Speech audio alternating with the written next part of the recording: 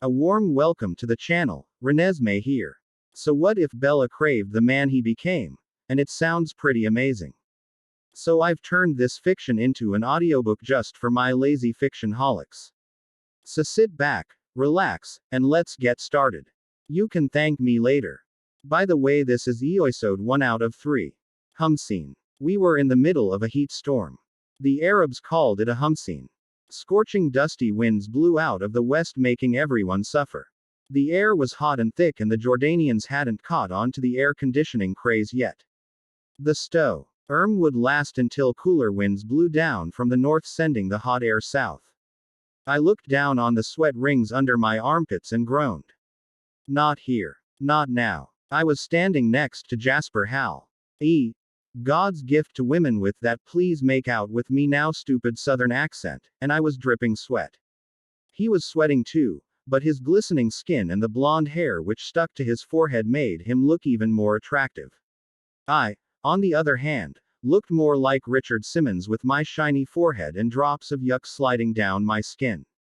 I quickly sniffed my armpit to see if the was an odor to go along with my wet shirt. I smelled like shower fresh secret. It really was strong enough for a man.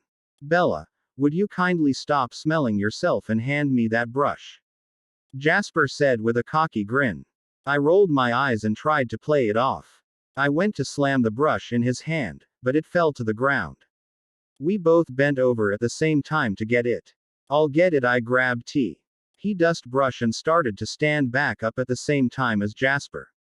He angled his head just right so that his nose and forehead brushed my nasty shirt right where it was damp with sweat. I closed my eyes and tried to apparate Harry Potter style, but when I opened them a second later, Jasper was wiping off his face with a towel and looking mildly disgusted. I shrugged my shoulders and gave him my best sorry look. He chuckled, finished wiping the sweat from his brow, and threw the towel at me. You're crazy, Swan, not to mention sweating like a pig. Why don't you go shower while I finish cleaning up these last pottery shards? Well, you're sweating like a really extra sweaty mother pig, but sure, I'll happily go shower. I winked at Jasper, grabbed my bag, and headed down the old stone stairs to catch a bus back to the dorms. Hey, Swan, Jasper called after me. Yeah, meet you for dinner at 6. Of course, I answered with a smile.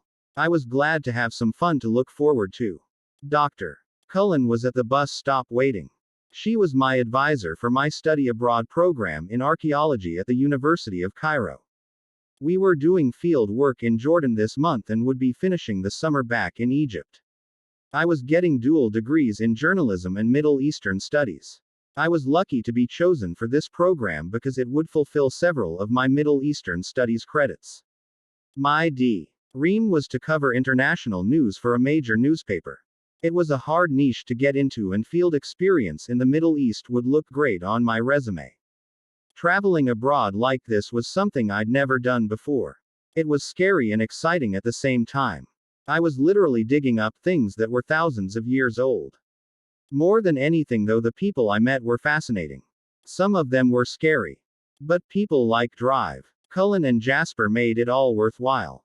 Jasper was getting his graduate degree in anthropology and was here studying the origins of metallurgy. Hot enough for you, Dr. Cullen asked as I sat next to her on the bench at the bus stop. Yes, if I wanted to die of heat exhaustion I would have gone to Houston for the summer. I fanned myself trying to cool down. There hasn't been a humseen like this in a few years. At least it's not humid. Nothing worse than puffy hair, the old woman chuckled. I loved her. She was smart and as sweet as could be. I had enjoyed my time here immensely.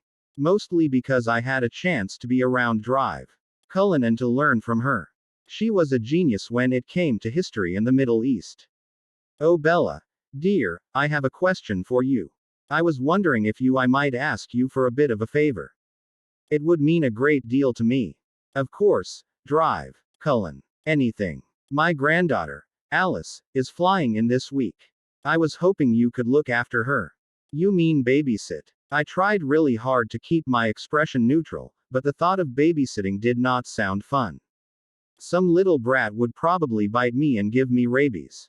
She would eat all the Sour Patch Kids my mom had sent me and then throw up on me. She would make me never want to have kids, and then the perfect life I'd always imagined would never happen. This kid was going to ruin my life. Sure. I guess. Oh no. Nothing like that. Alice is 20. I was just hoping you could befriend her, maybe have some fun together. I'm afraid she'll be bored following around an old bat like me. Phew. Hopefully this girl would already be past the biting stage. Oh, of course. I'm going to be lonely after Jasper leaves on Saturday anyway.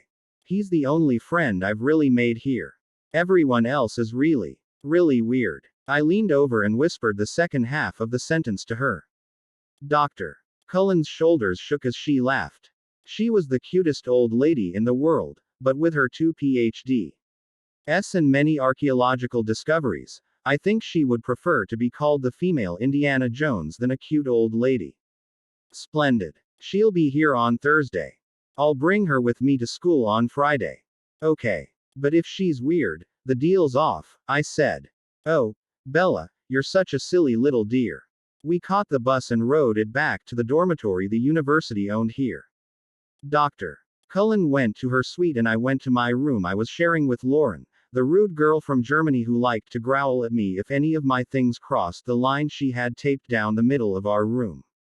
I wasn't sure what I'd done to her, but she liked to bark orders at me and play loud techno music late at night.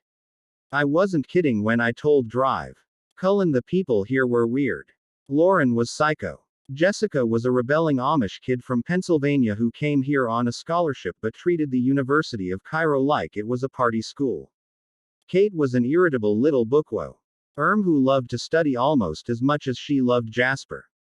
That is the one thing all these girls had in common. They all fawned over Jasper. I found it completely irritating. I'd kind of wanted to have a crush on him. But now it was out of the question. I refused to be some sort of lemming who jumped off the same love-sick cliff as all the other girls. Instead, I ended up becoming his only friend here and he mine. None of the girls would even look at me unless it was to glare. They saw me as the one thing keeping them apart from their one true love. Get a frickin' life. Of course, in a way I understood them. Every time I talked to a male who was halfway decent to me, I started imagining him as the one. I would envision our destinies entwined and living happily ever after, making sweet, sweet love. I was a complete cliché. A hopeless romantic who was always on the lookout for Prince Charming to come and sweep me off my feet. The best lovers often started out as the best of friends. A few times I let my mind wander. Maybe once we were back in the States, Jasper would confess his undying love and affection for me. We would move to Mexico where I would write and take care of the casa. While he studied the native Mayans or Incas or whoever lived in Mexico these days. Hopefully they wore loincloths there, and Jasper would want to really experience their culture as part of his work. I made a note to casually ask Jasper if he was interested in studying people who wear loincloths. Jasper took all the female attention in stride. I knew he was sometimes flattered and sometimes irritated by it. I think the reason he liked hanging out with me was that I didn't constantly drool all over him.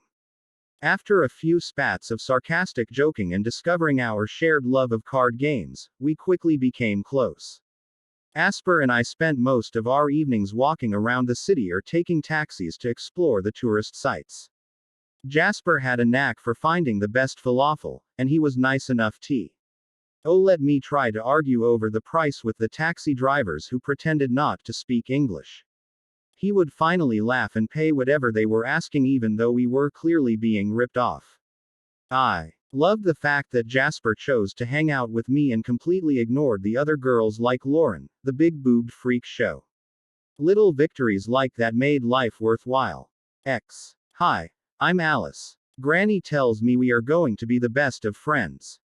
A cute little smiling thing practically attacked me as I got in from the field on Friday. Hi, Alice. It's nice to meet you. I'd love to be the best of friends with you, I laughed. This girl was obviously contagious.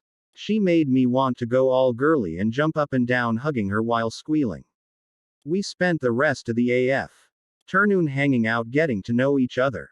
By the time Drive, Cullen, aka Granny, sent us back to the dorms together, I already felt comfortable with Alice. We just clicked. I was almost sad when I had to leave her to have dinner with Jasper on his last night in town, but I wasn't sad enough to invite her along. I wanted to be alone with Jasper one last time, and there was a good chance Alice would annoy me by flirting with him or telling me she thought he was dreamy. Schmidt. I mumbled when I heard Jasper knock on my door, before I had a chance to get rid of Alice. Okay, Alice. That's Jasper picking me up for dinner. So I'll introduce you on my way out and see you in the morning. I knew it wouldn't be that easy. Once she saw Jasper, she would probably be stuck to us like glue, so she spend the rest of the night drooling over him. She would become just another member of Jasper's fan club, and my friendship with her would be tainted. Alice followed me to the door. I opened it, and when I saw Jasper standing there in his University of Texas t-shirt and low-hanging jeans covered with holes, I had to suppress a sigh. I didn't think about him like every other girl in the world did. I didn't. Really. I was impressed when instead of swooning, Alice simply reached out her hand. I made a mental note to keep Alice around. She had the possibility to be infinitely cooler than anyone I'd ever met. Hi, Jasper. I'm Alice. I was just heading back to my granny's apartment. Nice to meet you, Alice. You have a pretty awesome grandma. Thanks, Alice laughed. I really do. With that, Alice headed one direction, while Jasper and I headed the other. I cried and cried after I told Jasper goodbye that night. I knew we would keep in touch, but I was really going to miss having him around. He had kept me sane over the past 2 months, and I was dreading being alone for the next few weeks. He was the only normal person here. Under other circumstances we might never have become close, but he had become an important person in my life. I wanted to keep in touch with him. I wanted him to be my friend always. I didn't want to be alone here. I had nothing to worry about. My affections, furry, NDLY affections, for Jasper were soon forgotten and quickly replaced with my adoration, friendly adoration, for Alice. She was my true kindred spirit. I found everything she said and did hilarious. Shish. He would laugh at me even when I wasn't really funny. We had fun sifting through dirt and singing movie tunes at the top our lungs.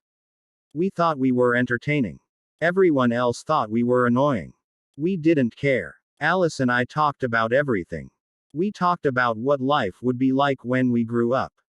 We vowed to be in each other's weddings. Our babies would each call the other Auntie Alice and Auntie Bella. And we would make sure we lived in the same city. We would always be close. My older brother, Emmett, is like some psycho bodybuilding freak of nature. He's funny. He likes to joke about bodily functions a lot. And I think he's gross. You would probably adore him. Alice was describing her family to me while we were relaxing on my bed and thumbing through magazines she'd brought with her from home. He is married to Rosalie. She's like a cactus. Prickly on the outside but soft on the inside. She's amazing when it comes to picking out clothes, doing hair and makeup, and putting up with my goof of a brother. Then there is my younger brother Edward. He is the brooding musician of the family. I'm the closest with him. Then there is Jake. He is my little annoying brother who drives us all nuts. But we still love him. Oh man. I want to have a big family. Being the only child sucks. I should marry into your family. We can really be sisters. I'm not sure it's going to work. Alice looked genuinely disappointed. Why not? Well, my older brother is already married, and I mean married way out of his league. He'll never do anything to mess things up with Rose. Well, what about your younger brother? He's 14. Oh, yeah, I'm pretty sure that's illegal, I sighed. Oh well, you'll always be my sister, Alice. Pinky swear. She held out her finger. Pinky swear. I agreed. Alice. Huh. We are ridiculously immature, aren't we? I was about to graduate from college, and I was pinky swearing to be BFFs with Alice like a 12-year-old. Who cares, at least we're having fun. Want to play MASH? X. 2 years later. Hello. I answered my phone on the way out the door to work. I was running late as usual. Well, hello there, stranger. Got time to chat with an old friend? Jasper. I haven't talked to you in months. How are you? I could barely contain my excitement. I'm great. Actually, I'm hoping to come to the States for a bit to try and do some research on Native Americans. You wouldn't have any contacts in that field, would you? Yes, Jasper. Every journalist on the East Coast has tons of Indians in their Rolodex. Cut the sarcasm, Swan. Can you help an old friend or not? You know, actually drive. Cullen's son a drive. Cullen lives in Washington State. He's an MD, and I think he works with an Indian reservation up there sometimes. You should give him a call. Have you kept in touch with Drive? Cullen. Jasper asked. Yes, a little, but more so with her granddaughter, Alice. You met her briefly. Oh yeah, I vaguely remember her. If you cool, send me his number, I would be forever in your debt. Of course, buddy. I have to go, but let's catch up soon. Alright then. Bye, Swan. Bye, Jasper. I walked into Starbucks with a huge smile on my face. It was great to hear from Jasper. And with him back in the States, maybe we could rekindle our friendship. Maybe even more. Bella, please promise you won't be mad at me, Alice said as soon as I answered the phone. Why would I be mad at you? I asked. This sounded very suspicious. I made a note to myself never to trust someone who starts by making you promise not be mad. Well, I kind of wanted to be little old single ladies with you or nuns or something, but I've met someone. Why would that make me mad? I know we joke about growing old and getting cats together, but I was kind of hoping that was our plan B. Oh yeah, well, so you won't be mad. Alice, of course I'm not mad. What kind of terrible friend do you think I am? Well, there's one more thing. It's Jasper. Oh, see, you're mad. I knew you were going to be mad. I'm not mad. But you hated it when those girls liked Jasper. And you were single, and you sort of saw him first or something. It's just he came here to meet with my dad, and one thing led to another. But you don't even have any prospects right now. I mean, you must be lonely. Wow, Alice, thank you for putting my life in perspective. Excuse me while I go shoot myself. Bella. Stop. I'm serious. Are you okay with this? Yes. I mean, I'm happy for you. I feel a little sorry for myself now, but I'm happy for you. Jasper is a great guy. I was happy for her. I didn't really have a choice. It's not like I'd laid claim to Jasper or told her to stay away from him. I just didn't feel any closer to the ideal life I'd always envisioned for myself. In fact, I felt even farther away from T. I worried about being left behind. I worried everyone else would be happy ever after, and I would always be lonely. I was still young though. There was plenty of time, and Alice deserved to be happy more than anyone else I knew. Oh, I know he's great. I'm going to marry him. I just know it. I could barely even remember meeting him in Jordan. The way you talked about him, I just assumed you had a thing for him. Now, all these years later, my dad invites him to Sunday dinner because he's new to the area, and we couldn't keep our eyes off each other. The attraction was there, but it was more than that too. The way he looks at me, it's like he can see my soul. We are so obviously meant for each other. Oh, and his accent. She was getting ridiculously close to squealing. I should have acted angry in order to avoid this. Okay, Alice, slow down, and tell me everything. 1 year later, I was walking toward the baggage claim and had the urge to sprint. I was so excited to see Alice that I could barely contain myself. When we met 4 years ago in Jordan, we vowed to be best friends forever, and we were keeping true to our word. When she asked me to be her maid of honor, I was so happy I cried. She and Jasper ended up making the perfect couple. I should have known this would happen when I put him in touch with Alice's dad. Fate had a funny way of working these things out. As excited as I was to be here, I was not looking forward to being the 25-year-old maid of honor who would get to stand up with all the little girls to catch the bouquet. At least I'd missed the bachelorette party last night. The thought of drinking out of a penis straw just seemed wrong to me. Alice had already told me that one of Jasper's old college friends, James Zunbar, was looking forward to meeting me. Once he saw me in the dress that looked utterly ridiculous on me, he would probably run away screaming for someone to save him from the giant purple people eater. Who knows though? Maybe he would be the one I was waiting for. I told myself that I wouldn't start to worry about still being single until I was 28. Single at 28 was nearing pathetic. The second I saw Alice, I gave up trying to be normal and ran towards her. We'd always been over the top together, and this was no exception.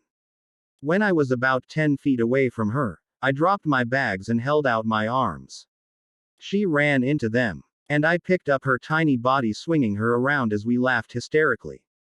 People were staring. When I finally set her down, we stared at each other smiling. Your hair, I screamed. I grew it out for the wedding. Oh my gosh. Oh my gosh. We hugged again and laughed, and everyone was staring at us. I thought you said Jasper was coming, I said when I finally let her go. I did. He did. Where did he go? We both started searching the terminal for him. I spotted him standing behind a pillar, obviously embarrassed by our PDA. Just for fun, I yelled, Jasper. When he peeked his head around the pillar, I went running to him and jumped up in his arms like the girls always do on Survivor when they find out they win a challenge. Good grief, Swan. You're causing a scene, he mumbled. But I could tell by his smile that he was happy to see me. It was a couple of hours with traffic from the airport to where they lived just outside of Tacoma. Alice and I were talking a million miles a minute. Jasper watched us in fascination. He'd never really seen the two of us together in action. Oh my gosh, you should meet Jasper's friend Peter's wife, Maria. He met her in London and now they live in New York together. She is some sort of socialite. I guess she knows the writer of Sex in the City. Oh, and she waxes everything. I bet it hurts. Can you imagine? I laughed and looked at Jasper, who looked perfectly calm and content. He really was perfect for her. She keeps following Edward around telling him to sing for her. She says she knows producers. He's terrified of her. He hid I in his room the entire night last night when we all had dinner at my parents' house. Oh, Edward. How is he doing? He's doing great. He plays at coffee shops on the weekends, and he's getting ready to go to school in the fall. A musician, eh? How old is he now? 17. Not legal yet. I can't wait till next year, I joked. Yeah. You can be his sugar mama, Alice laughed. I'm pretty sure I need some sugar first. Being a junior reporter doesn't exactly bring in the big bucks. You'll get your big break soon. I just know it, Alice said. Her belief in me always made me feel so good. She was my #1 cheerleader. Breaking into reporting world news for a halfway decent paper was hard, and so far the best I'd done was finding a job as a beat reporter at a small community paper outside of Boston. They were a subsidiary of the Globe, and I was hoping to work my way up. We went straight to Alice's parents' house. She was staying with them until the wedding to save money, and I couldn't blame her. It looked like a palace compared to what I grew up in. Alice and I had gotten together over the years, but I'd never met anyone in her family, aside from her grandma. I should have taken some sort of prep course for what I encountered there. As an only child, I didn't really understand big family dynamics. I could describe it in one word: chaos. The second I walked in the door, I was mauled by Esme, Alice's mom. Bella, I can't believe you're finally here. Let me look at you. The pictures don't do you justice, dear. What do you want to drink? She hugged me and then held my face in both of her hands, staring into my eyes. Hello. How about a Pepsi? I asked with wide eyes as she finally let me out of her embrace. Bella, this is my dad, Carlisle. Alice pointed to her dad, who was standing behind her mom. Welcome, Bella. We've heard so much about you. I'm glad you could make it. He shook my hand and was much more formal than his wife. Thank you. Drive, Cullen. Oh, Bella. Call him Carlisle, Alice said. Doctor. Cullen didn't say anything though, and so I was left wondering what I was really supposed to call him. I decided to try and not call him at all. He was a bit intimidating and hot for an old guy. I'm going to kill you. Two teenagers ran by. The first shorter one was laughing, and the second had a huge scowl on his face. It was clear he was the one planning to commit a felony. I moved out of their way and avoided what would have been a nasty collision.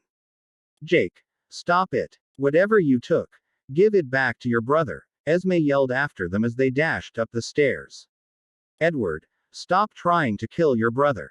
So that was Edward and Jake. I turned to Alice. Yes, they don't exactly get along. That's because he won't stay out of my CDs, and he smells like wet dog, Edward sighed as he walked down the stairs. Edward, this is my friend, Bella. Bella, this is my brother Edward. Finally, the famous Bella. I expected you to have a halo or something the way Alice talks about you. Nice to meet you, jailbait. I said and winked at Alice, who started giggling. Excuse me. Edward looked confused. Oh, well, you might be too young for me now, but in a few years I'll have established myself financially and I will be able to support the two of us. Alice and I have been planning it for years. Edward shifted nervously like he had no idea what to say next. Alice broke into a full-fledged cackle.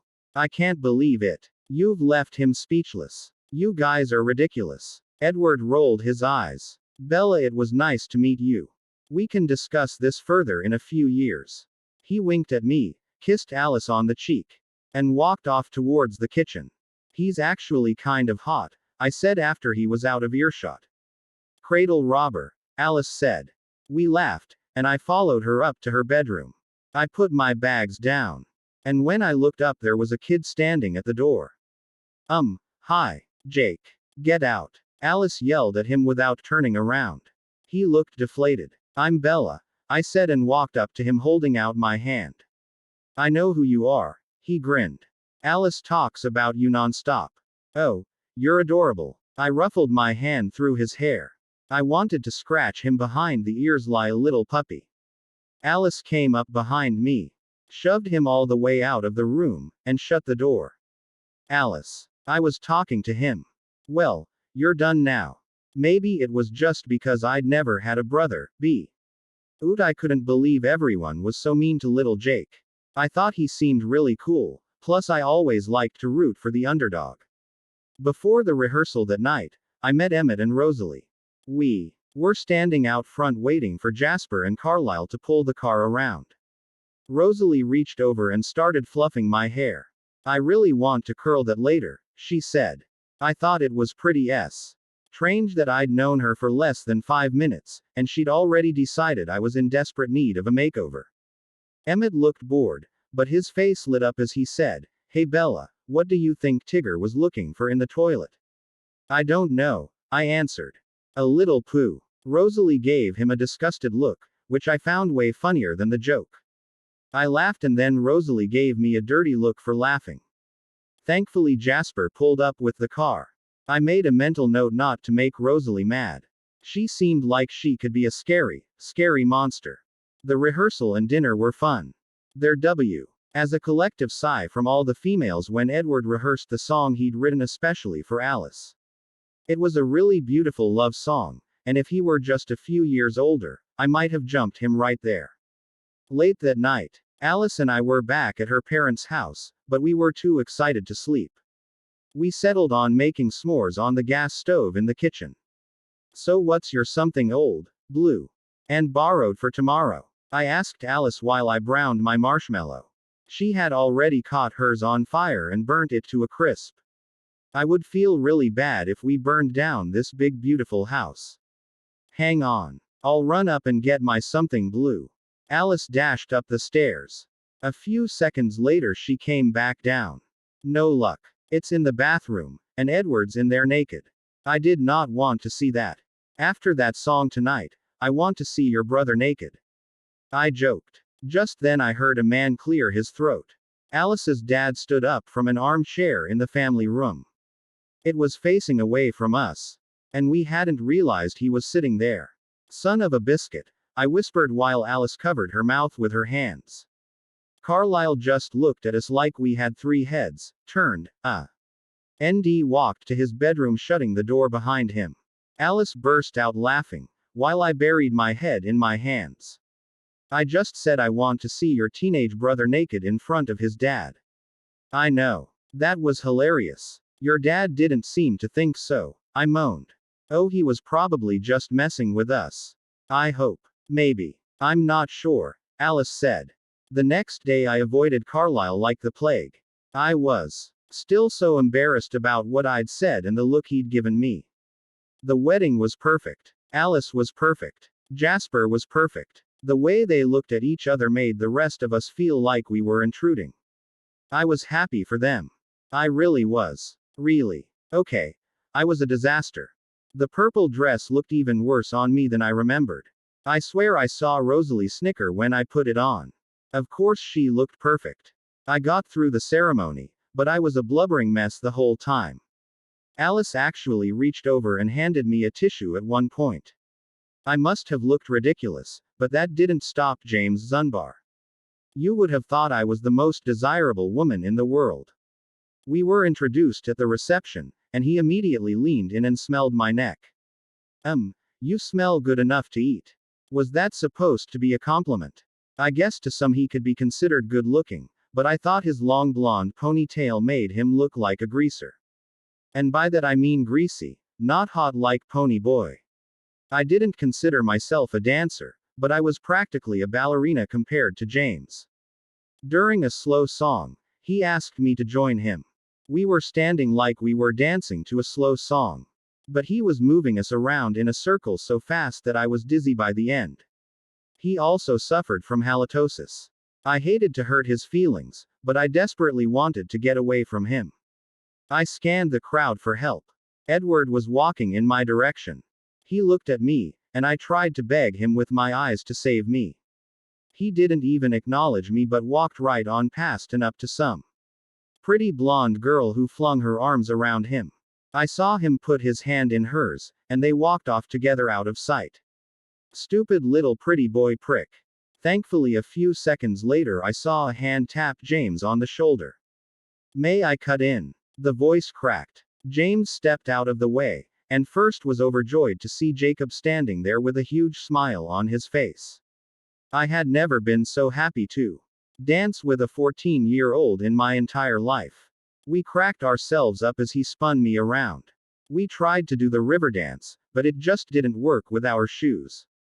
By the time the DJ started playing the electric slide and YMCA, Jake was my new favorite person. My only regret was that I didn't get to sit at the kids' table with him during dinner. I didn't see anything wrong with the fact that I apparently had the maturity of a 14-year-old boy. Jasper pulled me aside to dance with him. I put Jake on patrol and told him to make sure James Zunbar stayed away from me. He took his assignment seriously. Every once in a while I would see him pestering James. I loved that kid. Enjoying yourself, Swan? Jasper asked. Of course. Everything is so beautiful, and it's all because of me. Really? Yes. If I hadn't told you to contact Alice's dad, the two of you would never have met. Well then, I guess I should thank you. I guess you should. A thank you card on your anniversary every year would be nice. My hands rested on Jasper's shoulders. They were wide and muscular, but I didn't feel jealous that Alice could lick them whenever she felt like it. I didn't. Really. I'll talk to Alice about it. Jasper laughed as the song ended. He leaned down and kissed me on the cheek. Thanks for everything, Swan, he whispered in my ear. Alice was a lucky woman. She owed me for life. The reception was great fun. Jake and I hung out most of the night. Edward was all over that blonde chick and looked like a complete douche. The cocky smirk on his face when they stopped making out in public at his sister's wedding make me want to puke. I watched, disgusted, as he was obviously playing games with the girl. He paid attention to her 1 minute but completely ignored her the next. I guess it was the type of behavior you could expect from a good-looking 17-year-old guy. Alice was so happy, I could feel it radiating off of her. When it was time for her to throw the bouquet, she turned around and handed it to me. I was so irritated that I threw it back and hit her in the back of the head with it. As the party wound down, Alice and I sat together at a table. She was resting her head on my shoulder. I felt sentimental and sad I didn't get to spend more time with her. I was dreading the moment she and Jasper drove off to their happily ever after, leaving me behind. Did you have a good time, Bella? Alice asked. Yes. Jake was the perfect wedding date, I laughed. Sorry about James. I had no idea he was so slimy. Yeah, he does have that sweaty upper lip thing going for him. You could offer to lick it off. Sick. The thought of it made me dry heave. Speaking of slimy, what's up with your brother? I gestured toward Edward, who was still dancing with the same girl. Oh, that's Tanya. She's 20 years old and has a kid that her mom is raising as her own. My dad knows it's really Tanya's because he works at the hospital. Anyway, my parents do not approve of Edward spending time with her. He says she's not his girlfriend. And I don't think he even cares for her at all. He just likes to piss my parents off. Whatever they want him to do, he does the opposite. I guess he's going through some sort of rebellious stage. I don't blame your parents. That girl must be pretty desperate to be dating a boy in high school. Exactly, said Alice. Plus, she knows my family has money. I don't trust her. Well, the good news is that your brother seems to like older women, and I would never use him for his money. I'm way more interested in his body and his singing voice. You are insane, Alice laughed. I know. We sat there a while longer, and I was thankful for the few minutes with Alice. Life would never be the same after this. We were growing up. We were changing. She was married now. Oh, our dreams of living together in New York City or backpacking through Europe one summer would never be realized. It was bittersweet. I watched Edward and Tanya out of the corner of my eye. There was something about him that seemed almost tragically sad. His eyes weren't happy. I didn't understand it. His life was perfect. He had perfect parents, a big family that adored him, and the kind of talent most people dreamed of. The song he wrote for Alice was amazing. Bella. You're starting at my brother. Oops. 1 year later. No, Alice, I will not take a picture of my outfit and email it to you. Bella. You're not getting any younger. You need to start trying to actually impress men. I don't want you to end up alone. I'm 26. That's hardly an old maid, Alice. Plus, I've been focused on my career. It's a hard field to break into. And I'm so busy sleeping with the higher ups, there's hardly time to think about having to satisfy a boyfriend. Bella, can you please be serious for once? We are all happy about your big promotion. But this guy seems like a good prospect. He's got a job, he owns his own home, and I already checked the sex offender website. Yes, I checked the sex offender registry before all dates. There was nothing worse than going out with a seemingly respectable businessman one night, and then the next day looking up information for a reporter and seeing his picture glaring back at you with the words lewd molestation nearby. It still makes me ill to think about it. I swear if this is another loser, I am never letting anyone set me up again. I know, Bella. You've kissed. Well, no, you haven't even gotten that far most of the time. You've been set up with a bunch of frogs, but everyone is just worried about you. You deserve to be happy. Why do I need a man to make me happy? I sighed. It seemed like Alice and I had had this same conversation a million times. As much as I tried to act like my status as a single woman didn't bother me, I was starting to feel left behind. Most of my friends were married now. Some of them were starting to have kids. It wasn't a big deal to me before. I always assumed it would just happen. But for the last year or so, I'd started to feel more pressure from others. The more they asked when I was going to settle down, the more I started to worry about it. The more people told me they respected my independence, the more I realized they were really telling me there was something wrong with me. You don't need a man to be happy, but sex is really fun. Alice said. Maybe you'll get laid tonight at least. Shut up, Alice. You know I'm not like that. I know. You're more like my brother. All deep and searching for true love or destiny or something ridiculous like that. You know, Alice, it's really funny that you of all people old call that ridiculous when you have true love and are with the man you were obviously destined for. You should read my brother's blog. He writes lyrics and poetry under the screen name Renesmee. And no one in my family is allowed to know about it. He only let me read it 'cause I was so nosy and kept looking at it over his shoulder. You would love it. It's all tortured and mushy just like you. Send me a link. And then send that young little hottie over here to show me just how fun sex can be. You're disgusting. Now go get ready. You only have 3 hours left before Prince Charming picks you up. I looked at my closet. But I already knew what I was going to wear. I wore the same black dress on every first date with the same black shoes and the same black dangly earrings.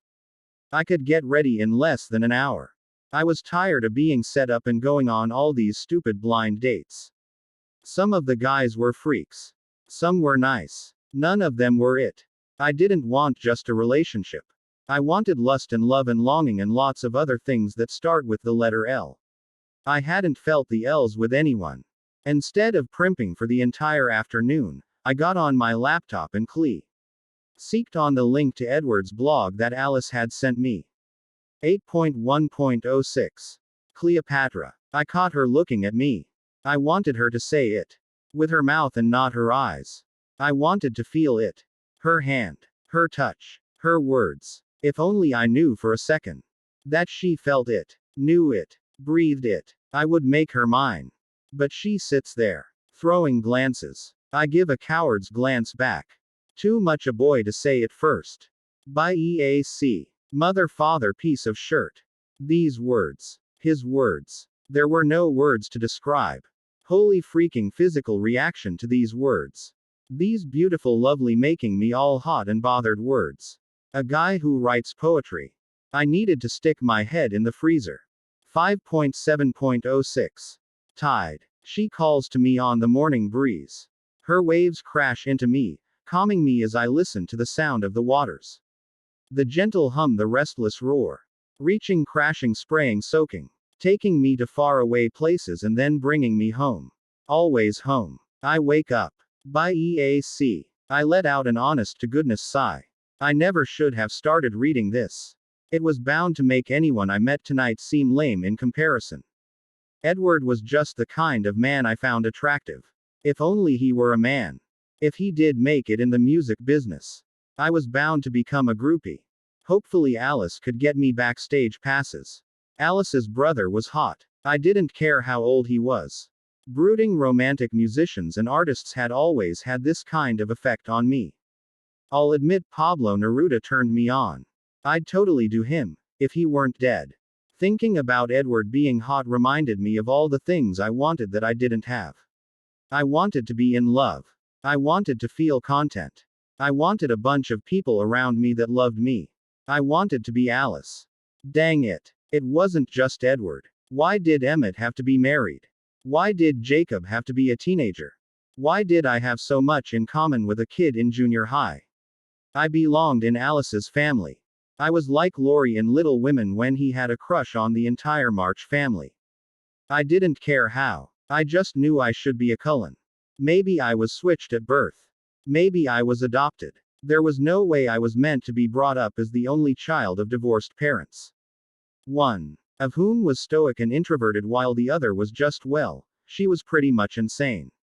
I didn't see how I could come from them. No, I definitely belonged in a family with gushing supportive parents who loved their kids' friends like their own and hosted parties and paid for college.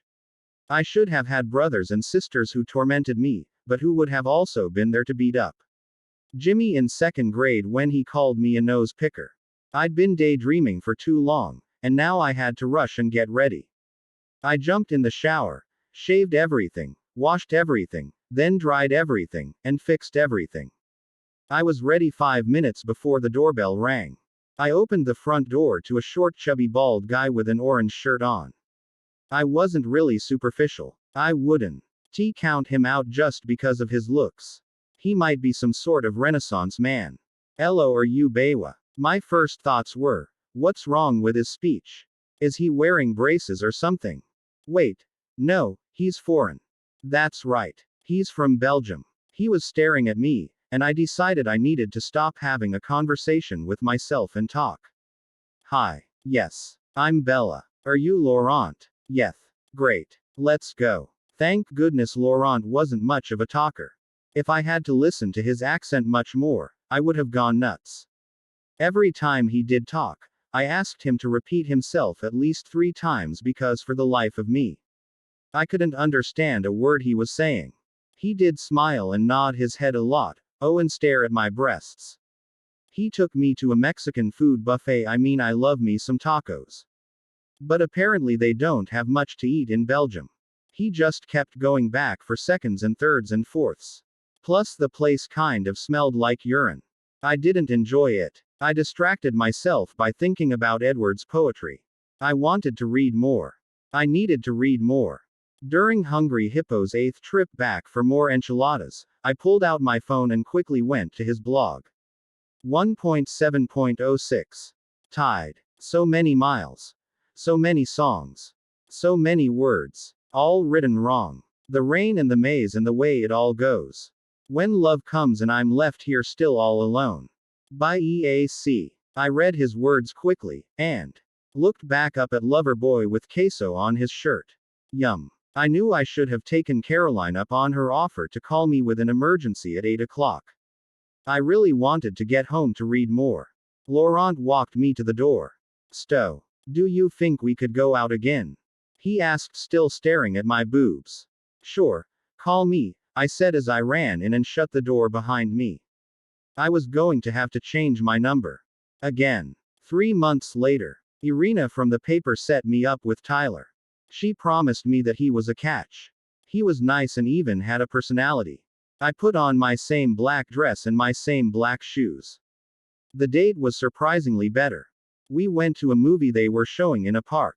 It was fun, and he was sweet. I even kissed him on the cheek when he walked me back to my car. On the second date we went for a walk on the beach.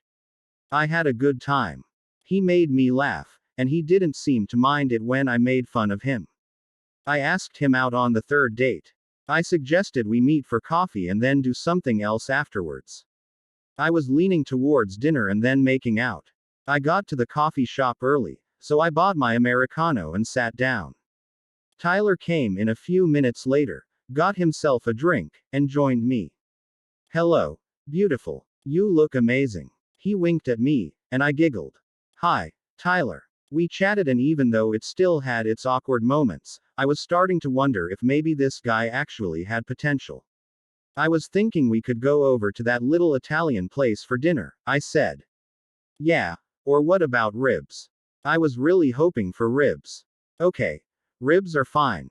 Barbecue sauce on my face wasn't exactly my dream date. But it was fine. Oh, Bella, I'm a little strapped for cash this week, so you'll have to buy your own dinner. Huh. Oh, okay. That's fine. We got to the restaurant. It was one of those chain steakhouse places where you could throw your peanuts right on the floor. Most of the meals were reasonably priced as long as you didn't order anything too extravagant like a New York strip and rack of ribs. I'll have the strip and ribs combo, Tyler told the waitress. Oh, and one of those big texty things. The waitress looked at me. I'll have the Cobb salad for $6.99 and a water on a separate check. I said. The Texas tea was $9. Bella, are you mad? Tyler asked with a cocky smile on his face. Nope. I smiled and batted my eyelashes at him. I was mother-flicking disgusted. I realized then that while our dates had been fun, they had also been free. He was not destitute. He worked for a bank. He obviously just didn't think I was worth spending any money on. The tea was the last time I went out with Tyler. Stupid prick. My dates didn't get any better. There was Eric at the office. I was actually very attracted to him.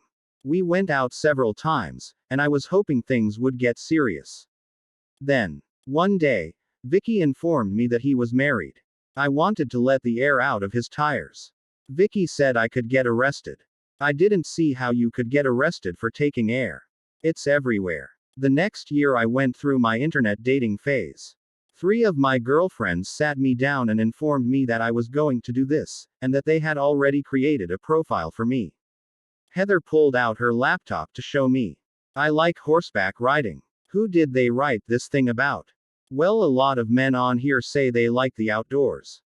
We were trying to make you more marketable. Cute reporter looking for a man to scoop her. That's the dumbest thing I've ever read. You try thinking up this stuff. It's not exactly easy, Heather huffed. How about 20A? T-year-old is really picky and not in that high of demand. Are you the one? I suggested. Or what about, don't want to die alone? Save me from myself, please. Trisha snapped at me. You guys, be nice. Katie pleaded with me, trying to keep the peace. Fine, whatever is fine, I pouted. I was surprisingly popular online. Emails started flooding my inbox. I had never been so desirable before. I wasn't Sue Ree if that was a good thing or a bad thing. Men who had never seen or talked to me thought I was hot. The men who saw me every day ignored me. The first man I met online seemed like he was too good to be true. We emailed and chatted online. He was funny. He was understanding. We had things in common like the books we read and food we liked. After several weeks of getting to know each other via internet, we decided to meet. Wes was worried I wouldn't feel so optimistic about him once we met. He said he'd put up his best picture. I was supportive. I mean, of course everyone puts their best pictures on those sites. Who knew that he put up his best picture from when he was 30, and that now he was a 53-year-old man with a beer belly? We had a nice talk, but I wasn't interested in him romantically. I told him I thought of him more like my dad or Santa Claus. Garrett was really good looking, and I was really looking forward to meeting him. We made eye contact when he walked into the restaurant. He turned around and walked right back out. I cried in my car, and then I went to buy a new first date dress. There were a lot of creeps online too. One guy emailed me the sweetest email, but after I gave him my phone number, he started texting me and asking me to come lick his disco stick. Another constantly asked me for more pictures. I could just imagine his room decorated with my face all over as he plotted my ritualistic murder. One guy even sent me some extra pictures of himself. If only I could burn those images from my memory. Honestly, he had nothing to brag about.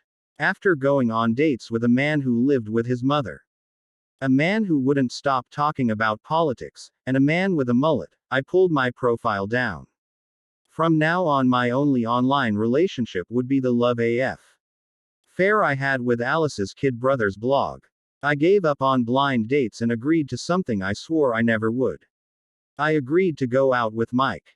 Mike had been asking me out ever since I moved to Boston. There was nothing wrong with him per se, but I just wasn't really attracted to him. A lot of my friends encouraged me to date him, but I kept telling him no and no and no and no and no. He was nothing if not persistent. I told him we could go out as friends, and we started going to movies on the weekends.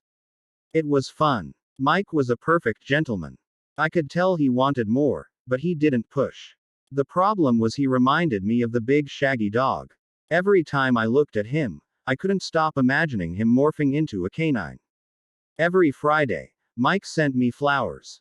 Nothing extravagant, just daisies or a simple arrangement. It was sweet. I started to look forward to it. Then I started to look forward to seeing Mike sometimes. He made me laugh with his goofy remarks, and I swear if a man could be a dumb blonde, it was Mike. We started holding hands, and after 4 months I thought it was only fair that I let him kiss me. I felt nothing. He seemed more infatuated than ever. I really hated to hurt his feelings. And I wasn't getting any younger. I was going on 29. My clock was ticking. If I wanted to have any offspring to care for me when I went senile, I was going to have to start procreating. The thought of procreating with Mike kind of made me want to throw up, but at least he had ridiculously large feet. It couldn't be all that bad. I was sitting at my desk trying to make a decision about Mike, when my cell rang. Alice. Hey, Bella, what are you up to? Just deciding if I want to have sex with Mike or not. Sick. Don't do it. She was no a fan of Mike. She thought I was settling. He's not that bad. I only have to see him a couple of times a week. He travels a lot for work, and he can fix things around my house. Bella Swan, you're being ridiculous. How can you even think of doing it with him? She shrieked. Calm down, Alice. You're going to scare the kids in the neighborhood. Yeah, I don't want their moms to say they can't play with little Lucy next year. Who's Lucy? The baby growing in my belly. If it's a girl. The what? I screamed. Everyone in the office looked up to see if I'd been injured. I'm pregnant. Oh my gosh. I'm going to be an aunt. I started jumping up and down and giggling like crazy. You're the only person we've told so far. I couldn't wait to call you. Oh Alice, I can't wait to meet her or him or it. You have to come out here. I can't wait either. I will. I promise. When I finally got off the phone with Alice, I sat back down at my desk. I was excited for her and Jasper. They would be great parents, but sadness washed over me at the same time. I was being left behind again. I held back the tears that threatened to spill out and picked up the phone. Hi Mike, do you want to come over tonight? I was scrolling through the contacts on my phone, trying to figure out what I could be busy doing tonight when Mike called. He wasn't so bad. He just talked like a teenage girl, and by that I mean a lot. Oh, and he liked to flip his hair. He also shook his leg when he sat down. He left the toilet seat up too. I had learned the art of tuning him out. I was good at nodding my head yes and saying, oh really? While I made to-do lists in my mind or watched TV out of the corner of my eye. We'd been together for almost a year now. It was a practical arrangement. We spent Tuesday and Saturday nights together, unless I had other plans. I had other plans pretty often. When we were together, it was fine. He was always willing to help me with things like taking my car to the shop or pretending he knew how to fix my sink when it leaked. Sometimes he got lucky and actually figured it out. And I did enjoy his company. I liked the fact that he liked me, but still I felt like I used him more as a crutch. Because I had Mike, everyone left me alone about being alone.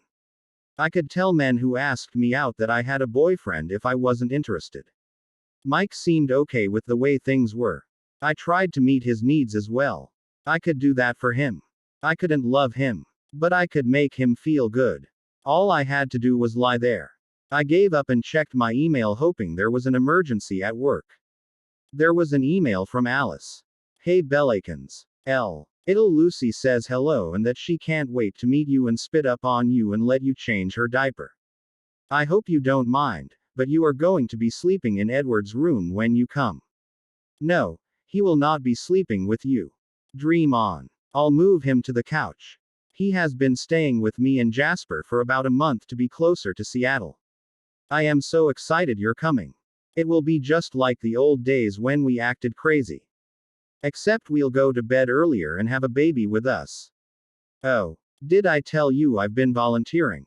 I'm helping with fundraising for the Mental Health Association. We are planning a gala fundraiser. And it's going to be while you're here. Yes, I can hear you groaning, but it will be so much fun. You'll need a dress. I am laughing so hard right now.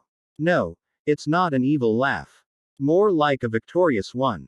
Exoxo. Alice. I hit reply. Alice. I remember you telling me there are 2 twin beds in your spare room. No need to make your brother sleep on the couch. I would love to watch him sleep. It might freak him out a little bit when he wakes up and catches me staring at him, but I promise not to touch him much. I'll make sure he is sound asleep first. Do you know what he sleeps in? Does he wear boxers or briefs? Commando. Does he know I'm coming? Is he excited? He's of legal age now, and I plan to use that to my advantage. I hope he'll sing me to sleep at night. Okay. I can't wait to see you and your brother. I love you, and your brother. Bella. P.S. Tell your brother I said hi. I successfully cracked myself up, and I couldn't stop. Picturing Alice rolling her eyes when she read it. It was only a few minutes before I heard my inbox ding. You are out of control. After I let my brother read that email, he's probably going to leave town while you're here just to protect his virtue. Alice. Tell your brother that an older woman like me can help him with that virtue problem. Bella. Ew. You're such a cougar. Rawr. Alice. Cougar. Cougar. Are you kidding me? I am not old enough to be a cougar. Gross. Cougars are at least 38, have long hair, fake boobs, and use Botox like your mom. I am not a cougar. Bella. I did not like being called a cougar. It was almost as bad as being called a spinster. I was not a cougar.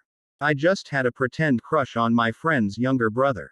It was good for getting a laugh from Alice. That's it, as if I would ever be so desperate as to date someone that much younger. Besides, he had all kinds of girls fawning over him all the time.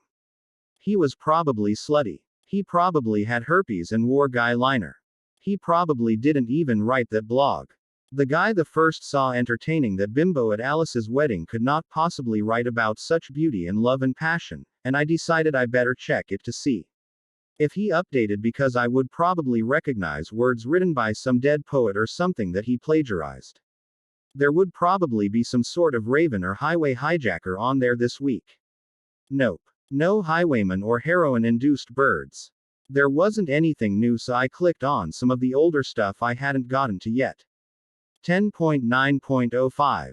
My future life file. Sometimes I stare up at the dark night. You know it's love. You know. You know, and I stare. At least it's love at night. I keep your picture in my front shirt pocket. It's my future life file. For the moment, everything's on hold. By EAC. How does he come up with this stuff? Is there a web page for words to make girls swoon? I was good with words. I could summarize the roots of the Palestinian-Israeli conflict in 500 words or less, but nothing like this. 3 weeks later. I was a little disappointed that Alice and I couldn't reenact our usual airport scene. Jasper refused to let us humiliate him again, so we resorted to her having G to pick me up at the curb outside a baggage claim. It was easier than her lugging the baby inside. We still caused a scene and held up traffic, and the airport cop was about to give Alice a ticket, but she sweet-talked him. What are you doing, Bella? I'm sitting in the back. I want to see my baby, Lucy. No way. Get up here. No. I'm sitting back here. Come on. That cop is looking mad at us again. Bella. I haven't seen you in over a year. Now get up here and talk to me. I'm not leaving till you're up here. Lucy. Your mother is being ridiculous. Oh, Alice. She's beautiful. She looks like Jasper. I winked at Lucy and giggled. I climbed over the seat into the front, making sure I knocked Alice in the head with my arm and stuck my butt in her face. She smacked it hard. Danny, Alice. That hurt. Danny. Alice tried not to laugh at the dirty look I was giving her. Is that another fake cuss word? For the love, just say damn it. No. Cussing is so trashy. I hate cussing. Stop being so crass. Then stop bothering me with your ass. We both laughed as Alice blew a kiss to the airport cop, who was rolling his eyes at us. So, is your brother home? I asked after we chatted for a bit. Are you starting that already? So, is he home? Bella. No. He's not home. He's barely ever home. Your ogling time might be limited. Is he single? He's 22. So, he's an adult and single. He is a very private person. We don't talk much about his love life. Good. It would probably be awkward for us if he tells you about the amazing things I can do with my tongue. Oh, speaking of that, I was worried the sex wouldn't be good anymore after I had a baby. But it's so much better. Everything just fits right now. It's always been a struggle with my tiny frame and Jasper's huge. I should have known better than to talk Alice on in a battle to see who can make the other one more uncomfortable. She always won. Okay. Alice, I'll stop.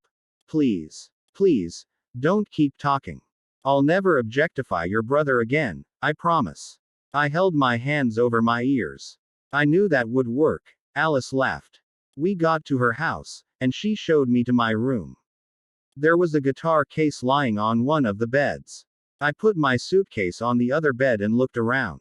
It was pretty sparse except for the desk in the corner of the room and the closet filled with plaid button-up shirts and t-shirts. I scooted them over and hung up some of my clothes. I was staying for 2 weeks. And I felt bad about taking over Edward's room. Before I closed the closet, I accidentally sniffed his clothes. They smelled like cologne and coffee. If Alice caught me doing that, She would freak out and make fun of me for the next 50 years. The desk was scattered with spiral notebooks and a laptop. This was probably where he wrote his blog. I ran my hand over his Mac. I kind of wanted to sniff it too, but it would probably just smell like a laptop where really hot words were typed. Too bad he was just a kid. Although, I wouldn't mind babysitting him and giving him a bath. I laughed at how insane I was. Are you daydreaming about my brother? Alice asked, standing in the doorway with a disgusted look on her face. No, I squeaked. I felt like I just got caught doing something dirty. I usually only dream about him at night or when I'm in the shower. Bella, Alice groaned. We hung out for a while, and I played with Lucy. She was the most adorable thing I'd ever seen. And I was excited to be her cool Auntie Bella. I could teach her all kinds of things that would annoy her parents. I would feed her candy and cookies and buy her loud toys and makeup when she was still too young for it. It wasn't long before Lucy and I looked up and Alice was sitting on the couch sleeping. I guess being a first-time mom could wear out even perky little Alice. Jasper got home. And he still looked as good as ever. His hair was shorter and his face was older. He seemed to have transitioned from boyish looks to manly looks and it suited him. He was wearing khaki cargo pants and a navy polo. I guess this was his business attire, though he still looked like he was ready to dig in the dirt or help some Africans dig a well at a moment's notice. Jasper. I whispered and nodded to Alice so he wouldn't wake her. Hi. He whispered back with a huge smile. I'm so glad you could come. He bent down, kissed me on the cheek, and grabbed Lucy out of my arms. How's my girl? He lifted her to his lips and kissed her head. Oh, I'm great, I said. Jasper chuckled and sat down in the chair next to me. Being a dad seems to suit you. It really does. I didn't care. Now I could love anything as much as I love my two girls. He looked past me to where Alice was sprawled out. He had a gleam in his eye that made my insides ache. It was sweet, but the little green monster inside of me wished someone would gleam about me like that. I hated happy people, so what do you want to do while you're here, besides Edward?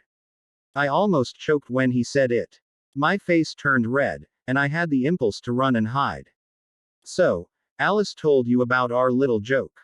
Right, Swan. You know, they say there's a little bit of truth in every joke. Yes, but it's also true that I'm 7 years older than he is and way too hot for him. You've got a point there. Just be careful around him. He's hard to resist from what I hear. Well, I did all right with you, didn't I? Just keep telling yourself that, Swan. He winked at me. Alice let out a loud yawn and stretched her arms over her head. Bella, why did you let me fall asleep? Oh, hi, babe.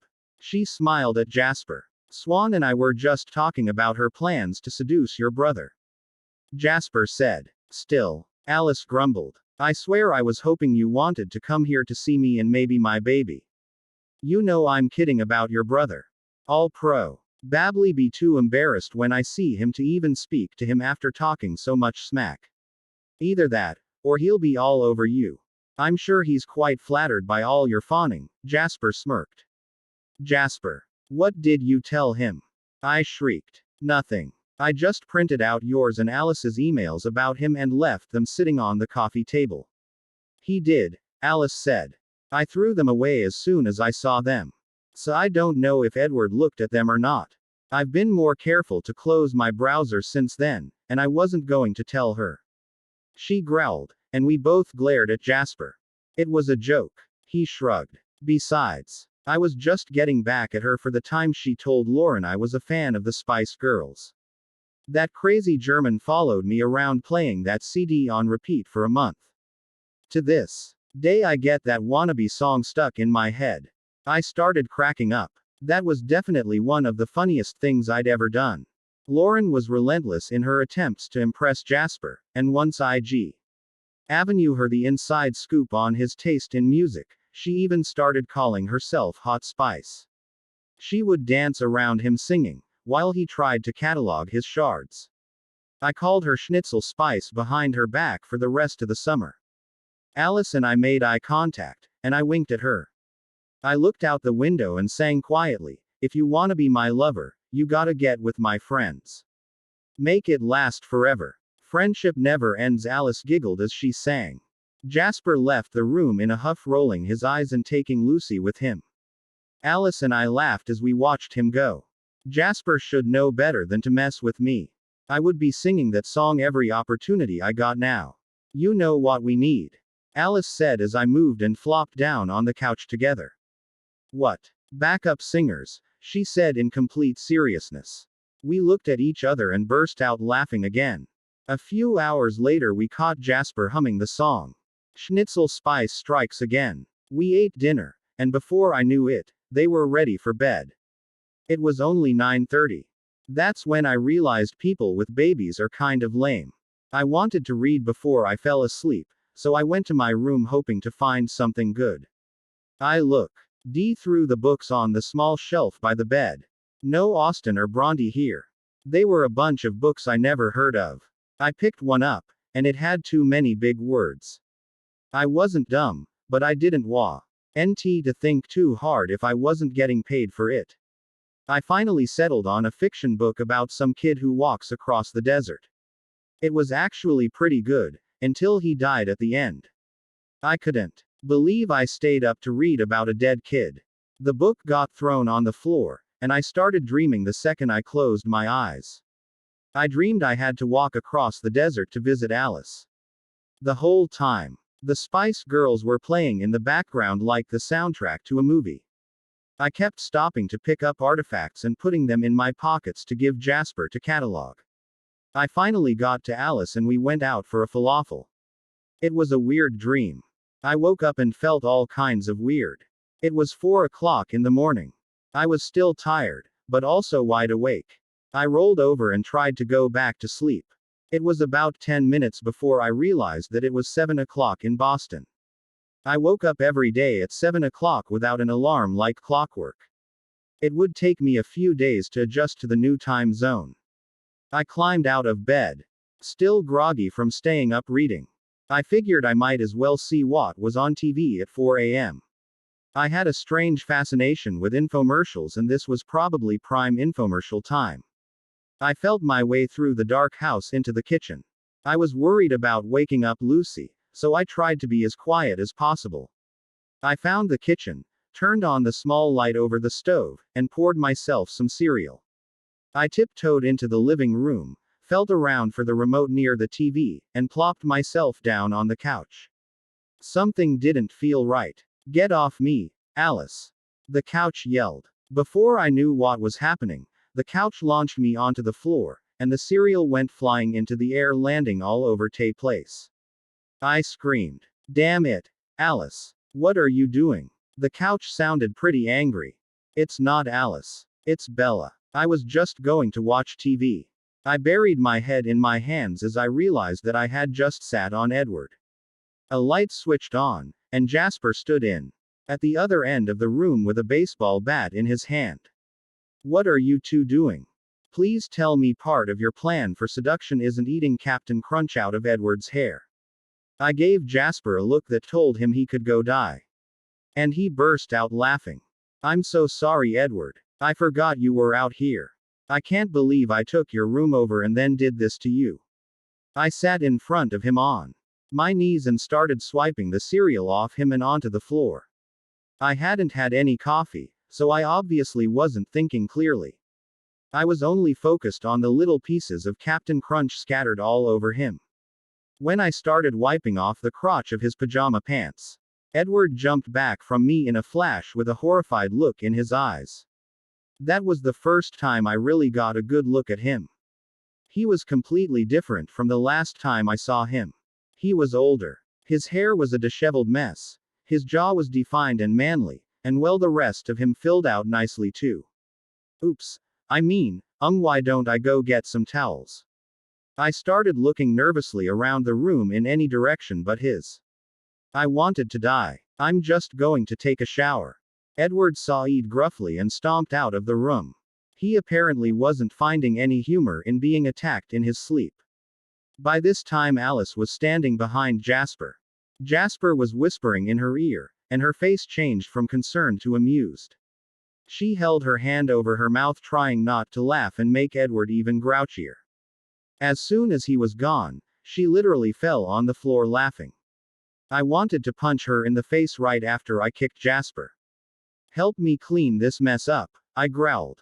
"This is so embarrassing," I moaned and sat on the couch, needing a minute to calm my pounding heart. "I'd say you made quite an impression on your lover boy," Jasper said, trying not to start laughing again. "Yeah, your first night together is one he'll never forget," Alice teased, and they both enjoyed another laugh at my expense.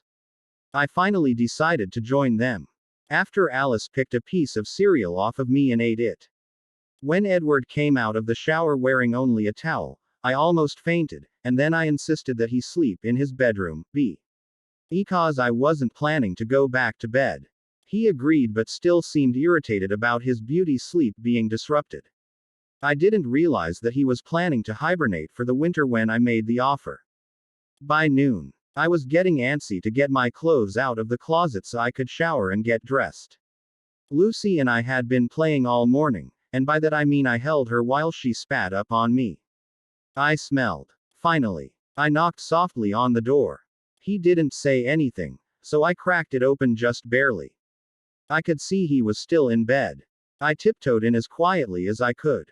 He was lying on his stomach with one arm hanging off the side of the bed. His hair was wild, and I wondered if ever brushed it. He had that whole kind of seems like he never takes a bath but it somehow works for him look.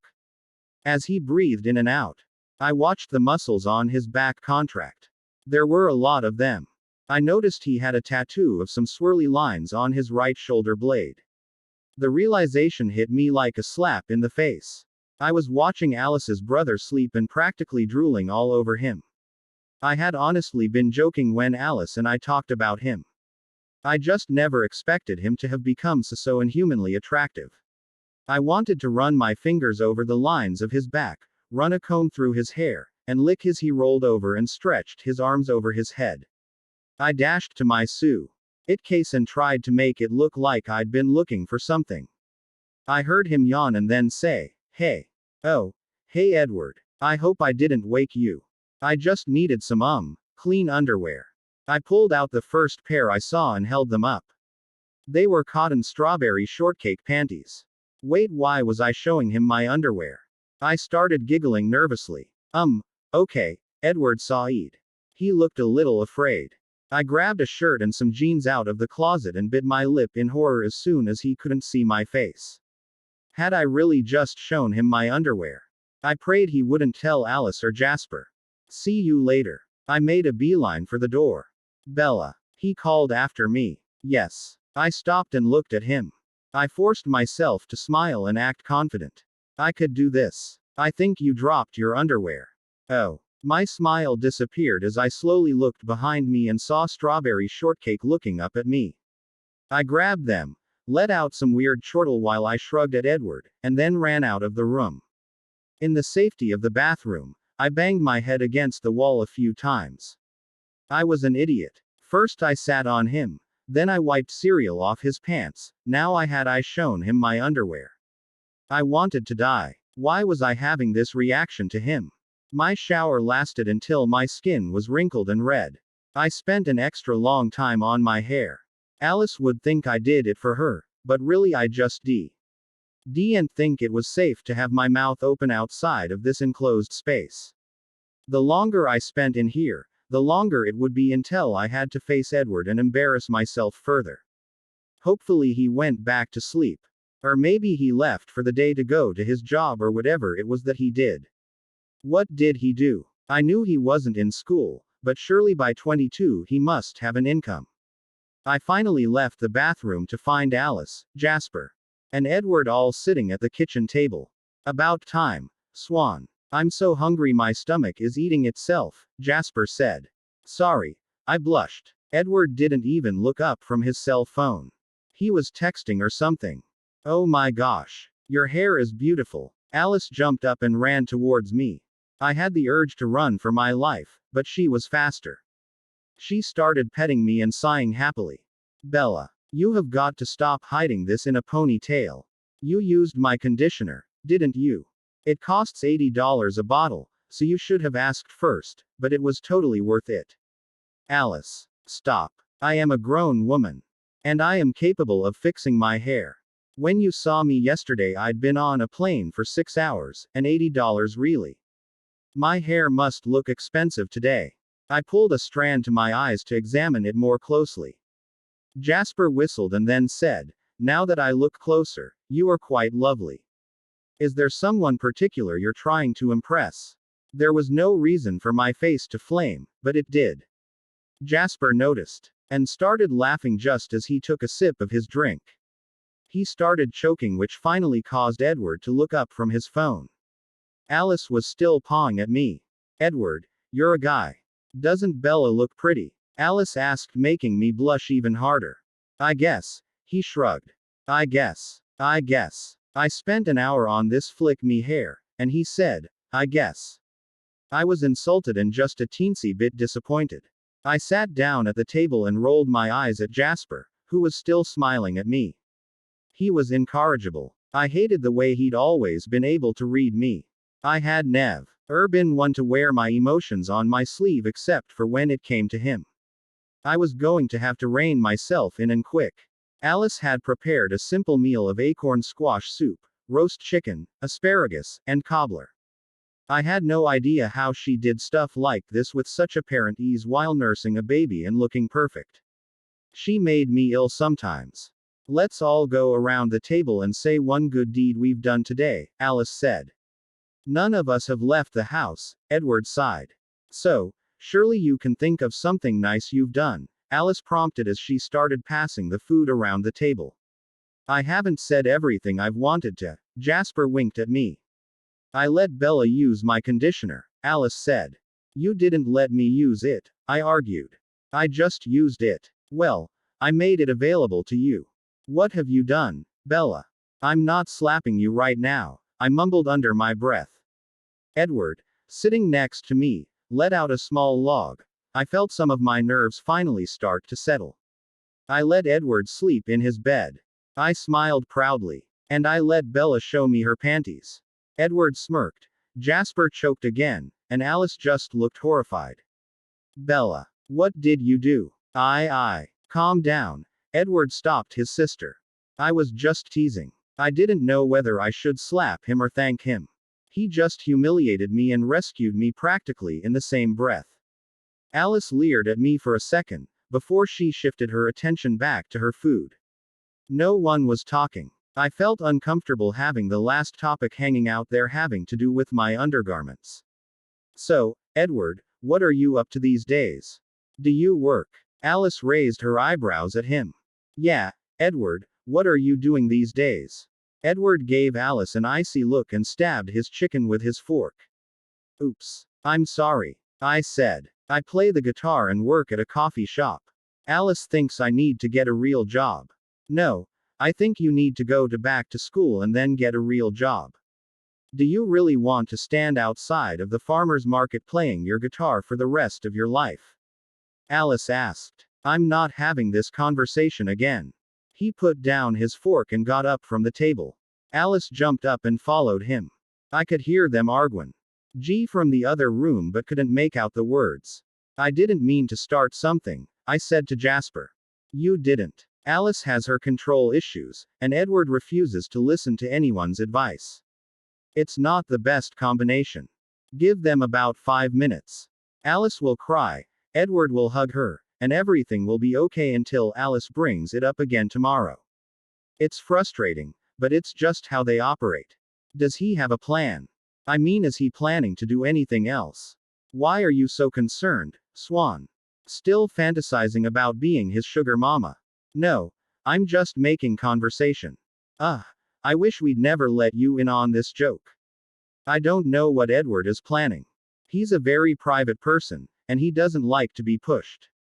Alice should just leave him alone, but she loves to meddle. Who? Alice. I don't know what you mean. I joked. We were interrupted when the yelling got even louder. I heard a door slam, and Edward came stomping out of the room carrying his guitar. He grabbed some keys off the counter, looked at me angrily, and said, "Thanks." With that, he walked out the front door and left. Just ignore him, Bella. He can be such a drama queen. Jasper reached over and squeezed my knee. My stomach ached, and I felt terrible. Alice came out a few seconds later carrying Lucy. Her eyes were red and puffy like she'd obviously been crying. "I'm so sorry, Ally," I said. "You didn't do anything to be sorry for. I just hate to see him throwing his life away like this. I thought if he stayed with us for a while, we would be able to talk some sense into him. I hate fighting with him. I only nag him because I care." She gave Jasper a pleading look, asking for reassurance that she wasn't a terrible person. "Come here." He reached out his hand to her and pulled Alice and Lucy onto his lap. He whispered something in her ear, and I felt like I was intruding on a private moment between the two of them. Finally, she sighed and rested her head on his shoulder. "Bella, would you mind going with me to the farmer's market later? I want to apologize to Edward." "Sure, Alice. You know, I wish I had a family like yours. I would kill for a big sister who got in my business." "Silly Bella. You've got me for that." She reached out for my hand with her free one and squeezed it. I went back in the bedroom to put away my pajamas and finish getting ready. The bed wasn't made, and I could still picture shirtless Edward lying there. The thought of him like that made my heart rate increase. I felt almost dizzy. It could only be described as lust, and I knew the more I let myself entertain those thoughts, the worse off I would be.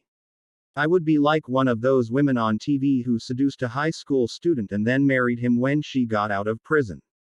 Gross. I wasn't stupid. Obviously, Edward was good looking. But I had to look at him more like a younger brother and less like someone I would really enjoy licking all over. Alice drove Lucy and me to the farmer's market. It was full of Seattle types. Women wearing their babies in slings, people walking dogs, everyone wearing Birkenstocks and buying overpriced organic produce that magically made them both healthier and considerably cooler. I could hear someone strumming a guitar fiercely in the distance, and my eyes started scanning the street for the dirty-looking mess of hair that roosted on top of Edward's head. I swear I felt his voice before I heard it. He was singing a Gnarls Barkley cover about being crazy, and I could definitely relate. His voice was low and smooth, and it hypnotized me. There was a small crowd gathered around him as he played. And he was singing with his eyes closed. He seemed to be taking all of the morning's frustration out on this guitar. We walked toward him and stopped at the edge of the crowd. He opened his eyes and looked directly at me. I held my breath.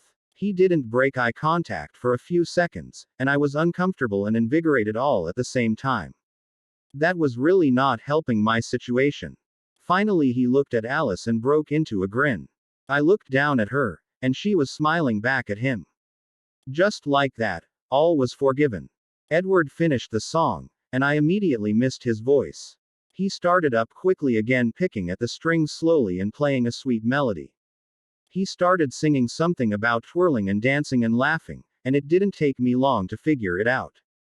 "He wrote a song about you," I said to Alice. She had a huge smile on her face and nodded her head yes.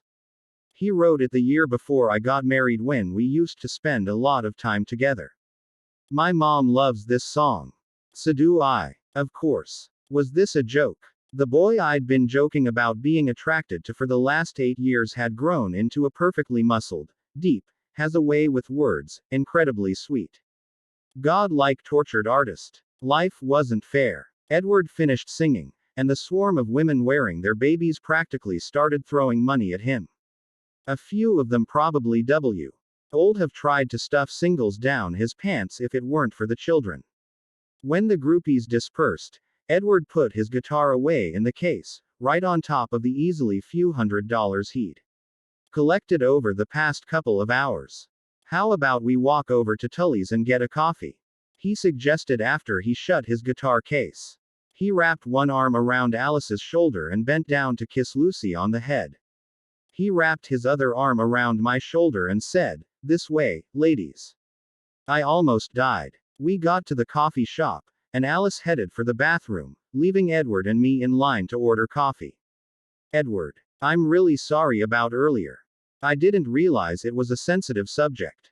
Please, Bella, I'm sorry. You didn't do anything wrong, and you shouldn't have had to see that. He reached up and squeezed my shoulder, sending tingles all over my body. Stop it. I felt like I should keep making conversation, but I was a bit flustered. Oh yeah, well, I guess it's your life.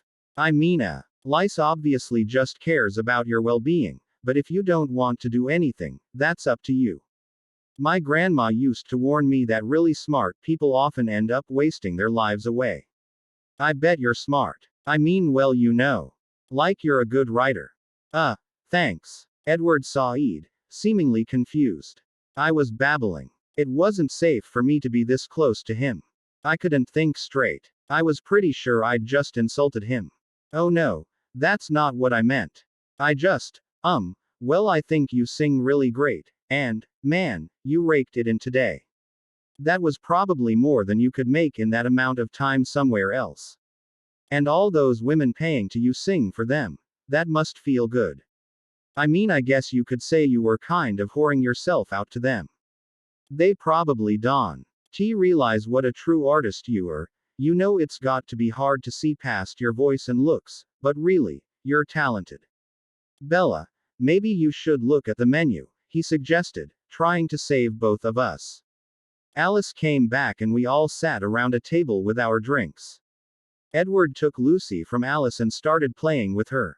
He was kissing her and tickling her. Lucy responded by making happy noises.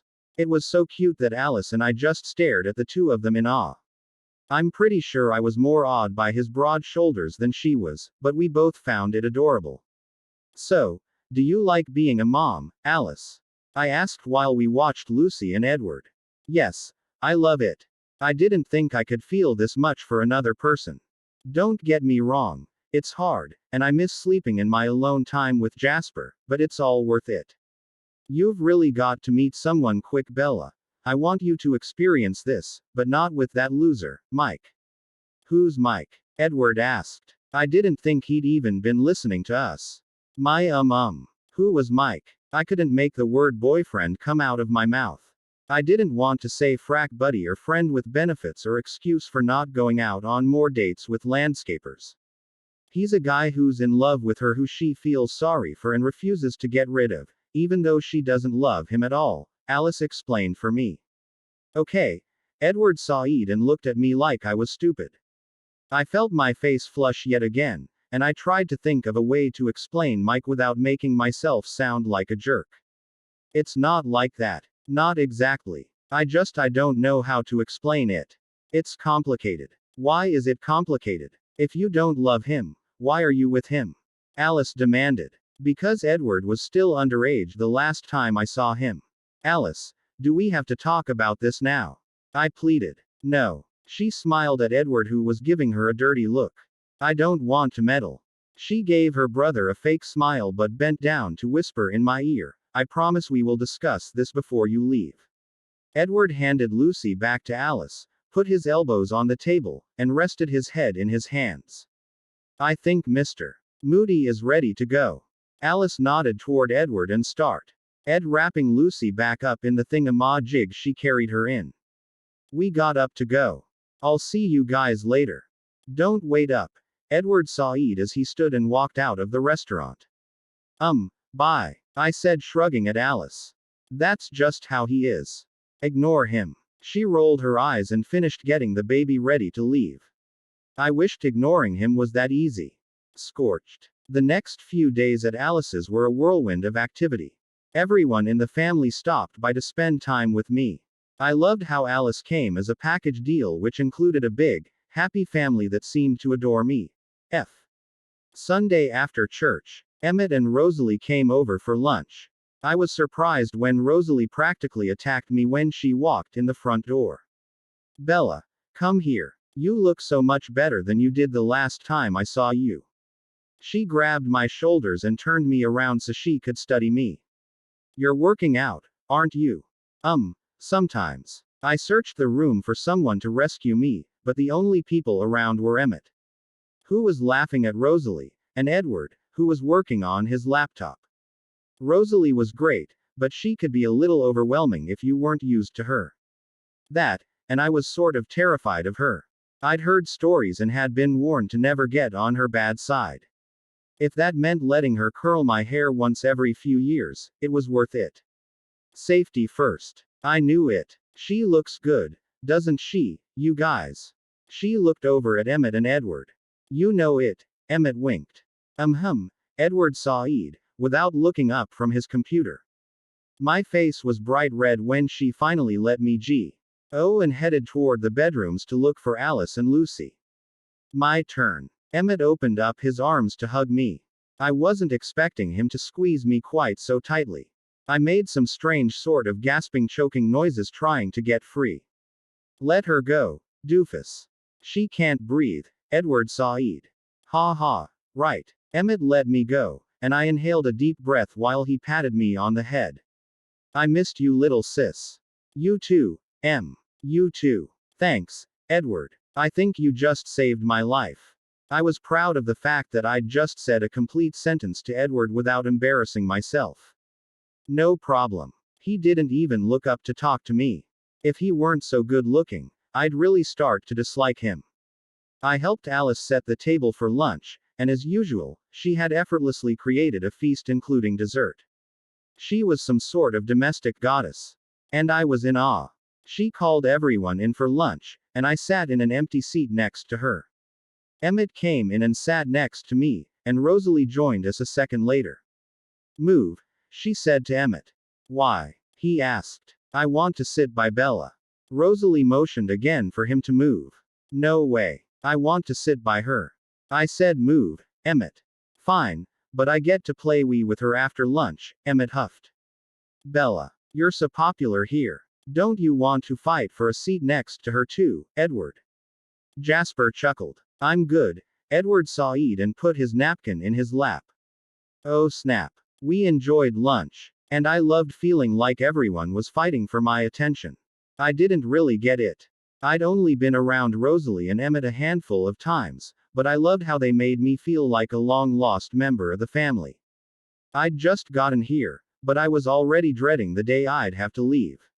I wanted to stay here forever. Emmett, Jasper, and I played games on the Wii most of the afternoon, while Rosalie, Alice, and Lucy watched. Well, Lucy slept and ate. Same difference. Edward stayed in the room with us, but stayed completely engrossed in his laptop, ignoring the action completely. Later that evening, I was in the nursery with Alice when I heard Jacob's voice in the front room. I jumped up and ran toward it. Jake, I can't believe you didn't come over sooner, I said as I hugged him. I had to ride the stupid bus over here. My mom wouldn't give me a ride and said I had to wait till tomorrow. You rode all the way over here for me. Are you kidding? I've been so excited you were coming. And I couldn't wait for you to get here. Do you have any new music on your computer I can steal? Jacob obviously thought I was the coolest person in the universe, and I wasn't going to argue with him. I started to feel a little bad for ignoring him so often on IM. He would ping me a couple of times a week wanting to chat about music or Middle Eastern politics or just to talk. Sometimes I would talk to him. But usually I was too busy reading his brother's blog. We got our laptops out and sat side by side on the couch. We started comparing playlists and sending each other songs we thought the other would like. When he filled my inbox with Jays and Tupac, I punched him hard in the arm, and he pretended to cry. I sent him my collection of Disney soundtracks to get back at him. When we were done with the music, Jacob started showing me funny videos on YouTube like some drunk sorority girl crying and a kid making perverted faces while watching a video of a Miley Cyrus.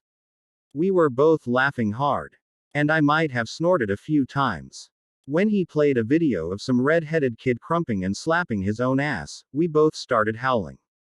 I heard a door slam. Edward came stomping out of the other room, whacked Jacob on the back of the head, and said, "Maybe you could be a little louder, idiot." He kept walking toward the front door. "You're just jealous that Alice's hot furry ND wants to hang out with me and not you," Jacob called after him. Edward froze for a second like he was trying to decide how to respond. He didn't say anything. He just took a deep breath and walked out the door. We heard him peel out of the driveway a few seconds later. It was probably best that he didn't argue with Jacob because I was afraid of what he might say. At least he didn't call me ugly and make gagging noises. What's up his butt? I asked Jacob. He's been like that ever since he moved out of mom and dad's. Oh, did something happen? I thought he just wanted to be closer to downtown. I don't know exactly. I think he just feels smothered by everyone trying to get him to grow up, Jake shrugged. What are you doing here? Alice said to Jacob when she walked into the room, interrupting our discussion about Edward. I was a little disappointed. Jacob was probably the only one I could safely get information from. I rode a bus over 'cause mom wouldn't bring me. Alice studied his face intently and frowned. You came over here to hang out with Bella, didn't you? Yeah, I had to see my girl. Jake held out his fist for me to bump. I try to get you to hang out with me all the time, and you're always too busy playing some weird video game or doing homework, but the second Bella gets here you ride a bus over. She held her hands on her hips and glared at him, while I looked back and forth between the two of them like I was watching a tennis match. You want me to come over and bake with you or go shopping? Bella's cool. She has good taste in music. I know she's cool. She's my friend. She's my friend too. Kids, let's not fight. There's plenty of me to go around, I finally interrupted. Alice, you've got to see this kid dancing. Alice joined us on the couch, and soon the three of us were laughing at the videos Jacob showed us. When I went to bed that night, it was as if I could feel some of the loneliness that usually haunted me melting away. I was so glad to be there. I'd dead something like this for so long. Needed to feel wanted, needed to smile, needed to be surrounded by people I enjoyed. The weekend passed, and Jasper got up early Monday morning to leave for work. My internal clock still wasn't used to the time change, so I got up and had breakfast with him. After I told Jasper goodbye, I went into the living room and felt bad that Edward was sleeping on the couch. Instead of sitting on him, I decided to wake him up and tell him to go sleep in his bed. I was afraid if I stayed in the living room while he was sleeping, I would end up watching him, and if Alice caught me, I would never hear the end of it. Edward, wake up. I shook his shoulder gently. Huh, he said gruffly. I was touching the bare skin of his shoulder and I'll admit, I felt a little tingly inside. Edward, you can go sleep in your bed now. I'm not in there anymore. Okay, Mama, he whispered and rolled over facing away from me. I started giggling. I just called you Mama, didn't I? Edward sighed flatly, without looking at me. I giggled. Well, I guess I'll go to bed then.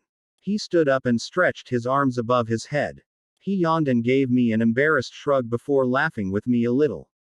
Let's keep this our little secret, okay? He winked at me. Thud. Okay. I said, barely able to talk to shirtless, winking, stretching, mumbling in his sleep Edward. He reached out and patted me on the shoulder before he turned and walked off to bed. I fell on the couch when I heard the door close. Hottie McSnotty just did something funny, joked with me, winked at me, and then touched me. This was very different behavior than the cold aloofness I experienced from him yesterday. He was going to make me crazy if this kept up. If he ignored me, I could just brush him off as a jerk.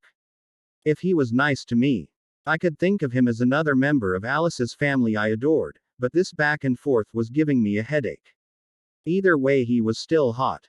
I helped Alice with Lucy when they woke up. Edward woke a few hours later and was his usual disinterested self until he left the house to go do whatever he does.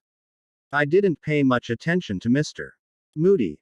I was too busy having fun with Alice. The two of us were surprised when Emmett came walking in the door just after noon. What are you doing here? Alice asked suspiciously. It's my lunch break, and I figured I'd come eat with you guys, he said. So you think I should feed you for free? Come on, Allie, fix your favorite brother a sandwich. Emmett tried batting his eyes at her. Edward's not here, Alice smirked. I heard my name. Edward sighed as he closed the front door behind him. I was just thinking about making you a sandwich, Alice giggled. What brings you home so early? Slow day at the office, Edward shrugged and sat down at the kitchen table. I was really enjoying watching this sibling interaction. I was an only child, and I longed for a family like this, a family that argued and bantered back and forth but still loved each other despite all the teasing. It was also nice to have someone around to make me sandwiches. Sandwiches always tasted better if they were made by someone else. Emmett and I both sat down at the table. And he started telling me the stupidest jokes I'd ever heard. Bella, what do you do when you see a spaceman? I don't know, Emmett. What do you do? You park the car, man. He said, with the goofiest grin on his face. I burst out laughing harder than I needed to, but I was having fun with Emmett. I loved how he thought he was hilarious. Alice hated how I encouraged it. Oh, Emmett, you always make me laugh, I chuckled. Alice and Edward both rolled their eyes and groaned. Alice had just finished serving our lunches when the front door opened, and Rosalie strutted in. Emmett, what are you doing here? She asked with her hands on her hips. I came to hang out with Bella, he answered, and Alice's head snapped up. What are you doing here? I came to see if Bella wanted to go shopping with me, Rosalie said. I looked over at Alice. And I could tell she was fuming. I wasn't sure what I'd done. I really didn't think laughing at Emmett was that great of a crime. Babies must make you grumpy. I can't believe you guys. Alice threw her hands up in the air. Ever since I got married, I've barely seen any of you. I ask you guys to hang out all the time, and you're always too busy. The second Bella gets here. Jacob is riding a bus over. Rosalie wants to shop. Emmett comes over during his lunch break. What am I? Chopped liver. No, Alice. Liver's gross. You're just plain old oatmeal or something like that.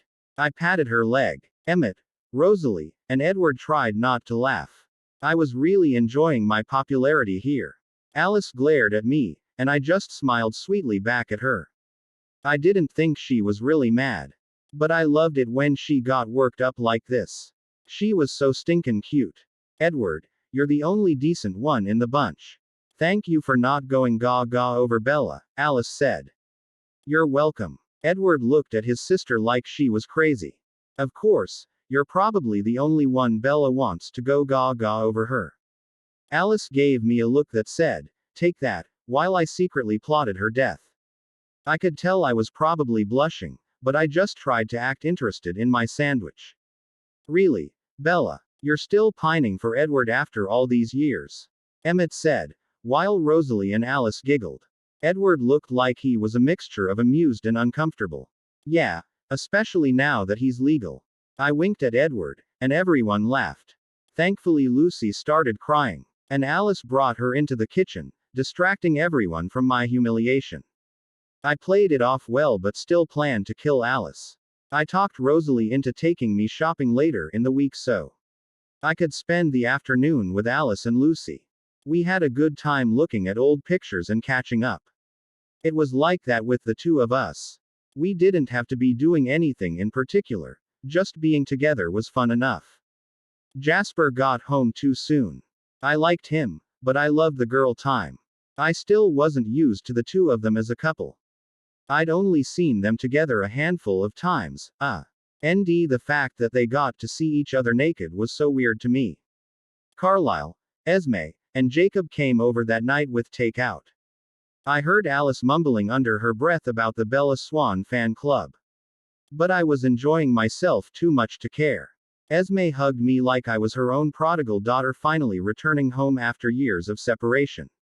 Carlisle gave his customary handshake and warm smile. Jacob and I blew it up. I hadn't seen any of them since the wedding, but they treated me like part of the family. I was in heaven. We ate dinner at the table, and it was so much fun. Everyone was talking at once, eating food off each other's plates, and laughing. Carlisle kept making comment about Edward needing a haircut, and I said something about him looking like he needed a shower too. The entire table laughed at that. Edward stuck his tongue out at me and gave me a dirty look. Now, children, be nice, Esme pretended to scold us, while she laughed.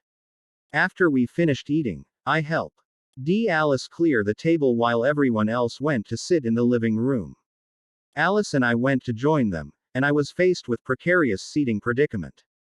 Jacob and Jasper were sitting on the couch, and Alice sat down next to her husband. Esme was sitting in the oversized chair, and Carlyle had pulled up a dining room chair next to her. The only seat left was on the loveseat with Edward. It looked cozy. I wasn't sure why I felt so awkward about sitting close to him, but I did. I wondered how weird it would seem if I asked Jacob and Edward to switch places. Was it even weirder that I felt less uncomfortable with the thought of cuddling with a teenager? I sucked it up and sat down next to Edward. I was pretty sure we were both leaning as far away from each other as possible. Then Esme pulled out her camera. We need some pictures. She took some of Jasper, Lucy, and Alice. Then of Alice and Jacob. Then she pointed it toward Edward and me. Edward, quit acting like Bella has cooties. Esme motioned for Edward to scoot closer to me. Come on, you two. Pretend you like each other. I leaned into Edward as he put an arm around my shoulder. I wanted to sigh and melt into him. He smelled a lot better than he looked like he did. We both smiled, and Esme snapped a picture. She looked down at it on the display and said, "The two of you look adorable together." She showed Carlyle, who nodded approvingly.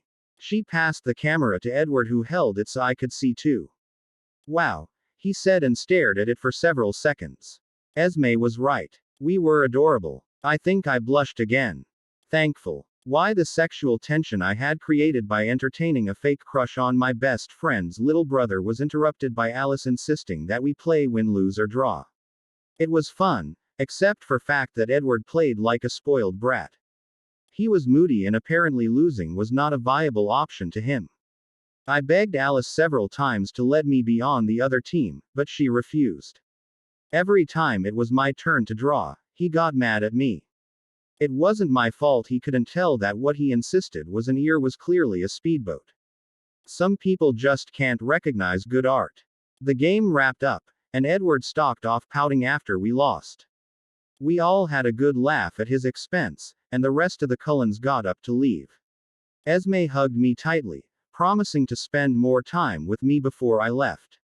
Carlyle even hugged me this time, making another joke about Edward needing to take a shower.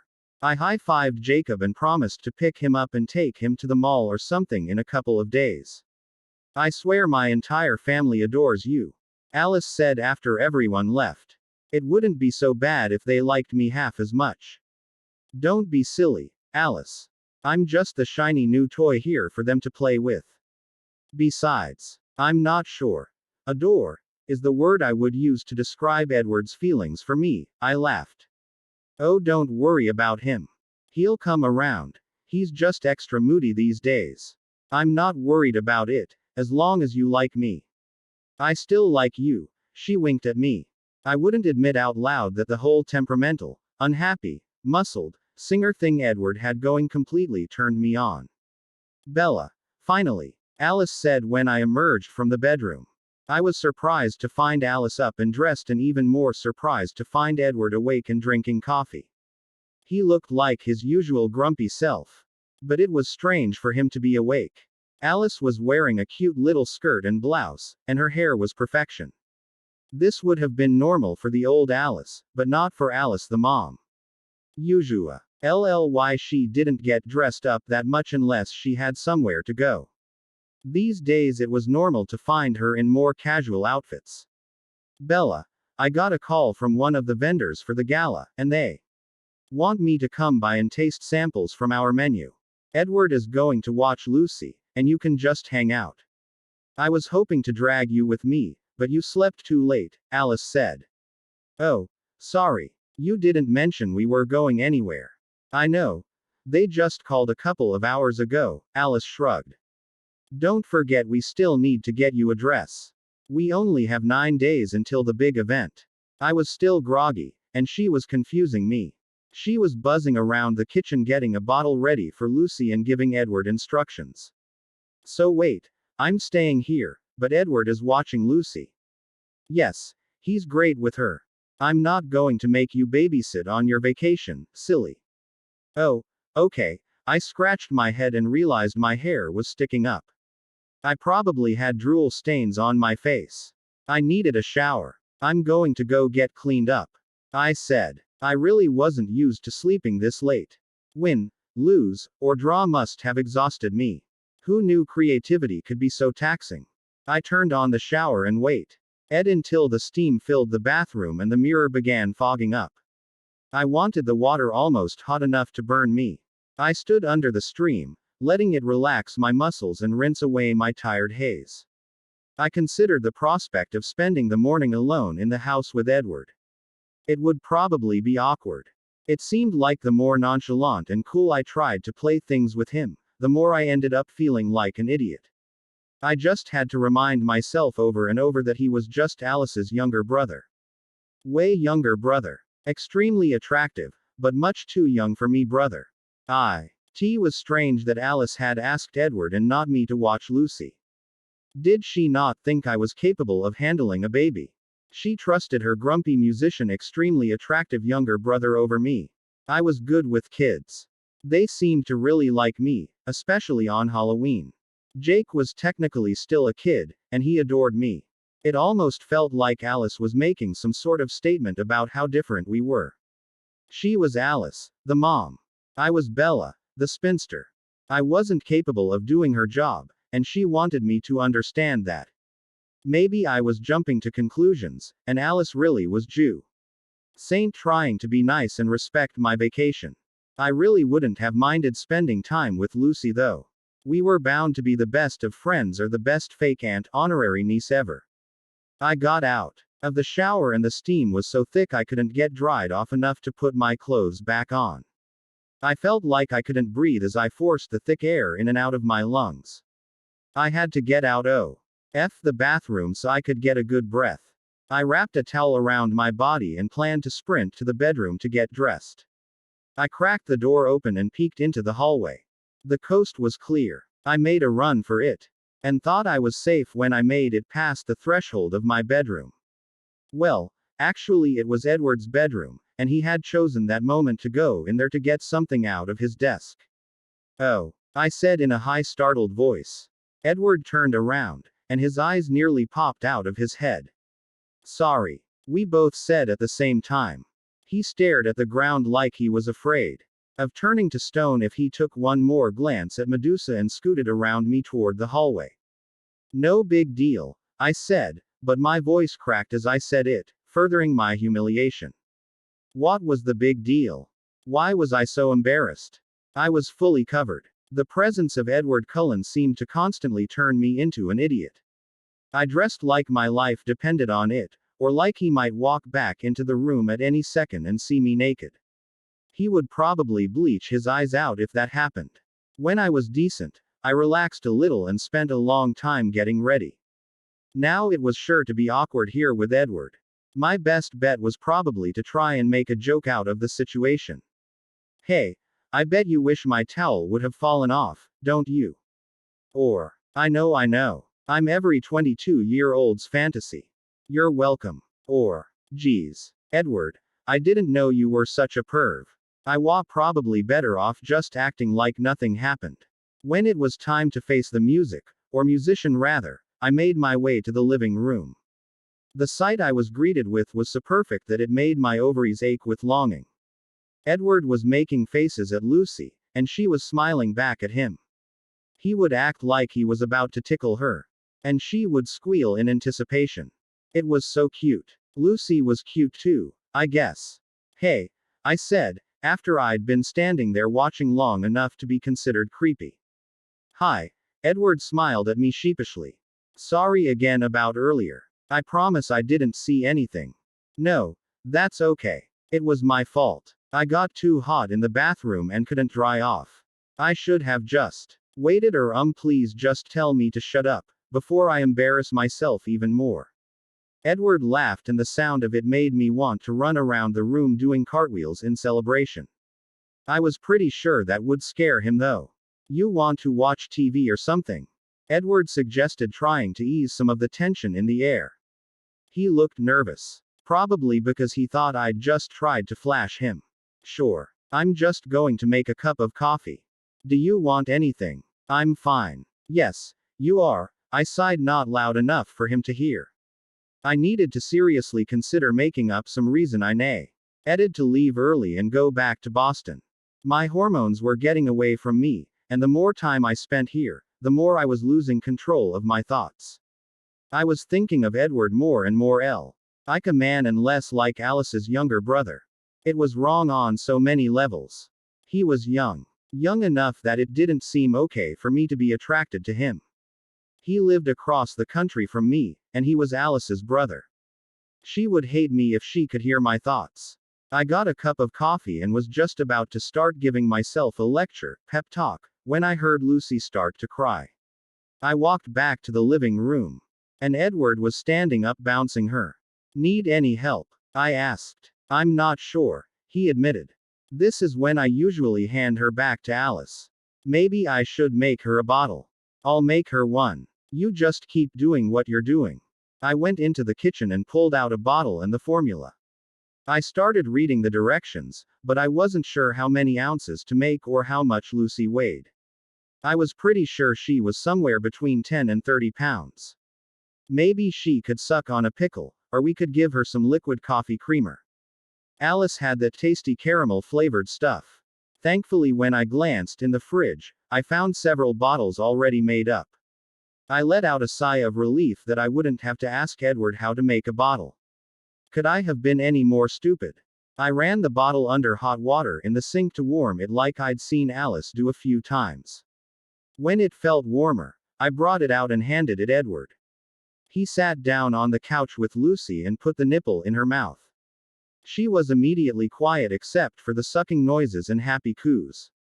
Thank you, Bella, Edward breathed.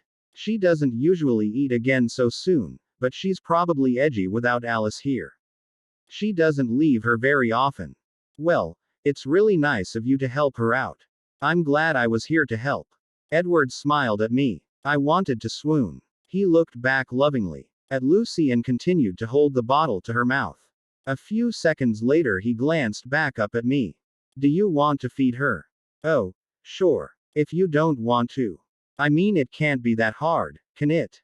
I suddenly felt self-conscious about my lack of baby knowledge. Part of me wanted him to think I was some sort of baby whisperer with instinctual wisdom about all things maternal, and that I would be the perfect candidate to bear the fruit of his loins. Clearly that part of me was delusional. No, it's easy, he chuckled. He set the bottle down next to him and turned, holding Lucy out to me. As he placed her in my arms, the brush of his hands against my skin was warm and almost electrifying. A simple touch from him created a physical reaction in me. I seriously needed therapy. I settled Lucy on my lap, mimicking the position he'd been holding her in, and picked up the bottle. I smiled as I looked down at her and tried to imagine for 1 second that this was my baby, and I was sitting next to her dad. And we were a happy family with a perfect life like Alice's. I rolled my eyes at my own ridiculous daydream and noticed Edward was watching me with a contented smile on his face. You're a natural, he said. I take it you can tell I don't have a lot of experience with babies, I smiled back at him. You're an only child, he shrugged. I've had a younger brother and plenty of cousins to practice on. Plus Alice made me play house a lot when we were younger. I laughed at the thought. Oh, you poor boy. It couldn't have been easy being Alice's younger brother. It wasn't so bad once I got too big to fit in her toy stroller. I laughed again, and he joined me. I'd never had an actual conversation with Edward before, at least never one where I didn't feel like a moron. You're right though, there's a lot I missed out on as an only child. I've always been jealous of Alice and your family. It must be so fun having all these people around all the time. It's easy to get lonely when you're by yourself. The easy contentment left Edward's face and was replaced with a frown. You can be lonely in a crowd too. I guess the grass is always greener. I thought maybe I'd brought up a sore subject, but I see. Couldn't help feeling like he was taking what he had for granted. I would have given anything to have grown up with so much love and support. I don't really get that perspective. It's hard not having a NY1 around that you feel really connected to or that understands where you're coming from. The closest I've ever had to that is when I became friends with Alice. Edward looked at me with more intensity than I could handle. I was either going to drop Lucy and jump him or pass out and die. Death would probably be less embarrassing. I think we have more in common than you think, Edward finally said with a sad smile. I wasn't sure what to say next. Luckily, Lucy finished the bottle. Now you need to burp her. He gestured toward the baby, and I snapped out of my daze. Right. Beat her on the back, I said, sitting her up. I know a few things. Yeah, just be careful not to leave any bruises when you beat her. Edward elbowed me playfully. I got Lucy to burp in less than 10 seconds and beamed at Edward with pride. It was funny how a little gas could brighten my day. I held Lucy up against my chest and swayed my body. Bella. Edward looked at me in horror. What? I asked with wide eyes, afraid I did something to break her. Don't move. He jumped up and grabbed something from across the room and ran back. He swept my hair back over my shoulder and arranged a burp cloth there, patting my back when he finished. I almost purred. She just ate. If you move around, she'll spit up all over you. Oh, right. My hero. Saves me from puke in a single bound. Lucy snuggled up against me, and it made me feel all warm and fuzzy inside. Most of my friends were moms, and maybe I could get used to something like this. When she held onto my shoulder with one of her tiny hands, I melted. It was a good thing she couldn't talk. Because if she'd asked me to sign my retirement account over to her, I would have agreed. She's asleep, Edward whispered a few minutes later. I smiled, afraid that if I talked she would wake up. Here, I'll put her in her crib. He held out his hands, and I set her in them as gently as possible. She moved a little, but didn't open her eyes. I didn't breathe until I'd completely let go of her. When he came back from putting Lucy down, he sat on the couch facing me and put one arm across the back of the seat. So, now what do you want to do? He asked. Make out. Watch you take off your clothes. Watch you take off my clothes. Lick you. Whatever you want. I shrugged. Preferably not win, lose, or draw. Edward rolled his eyes at me and chucked. Have you read any good books lately? He asked. I read The Long Way Home off your bookshelf the first night I was her.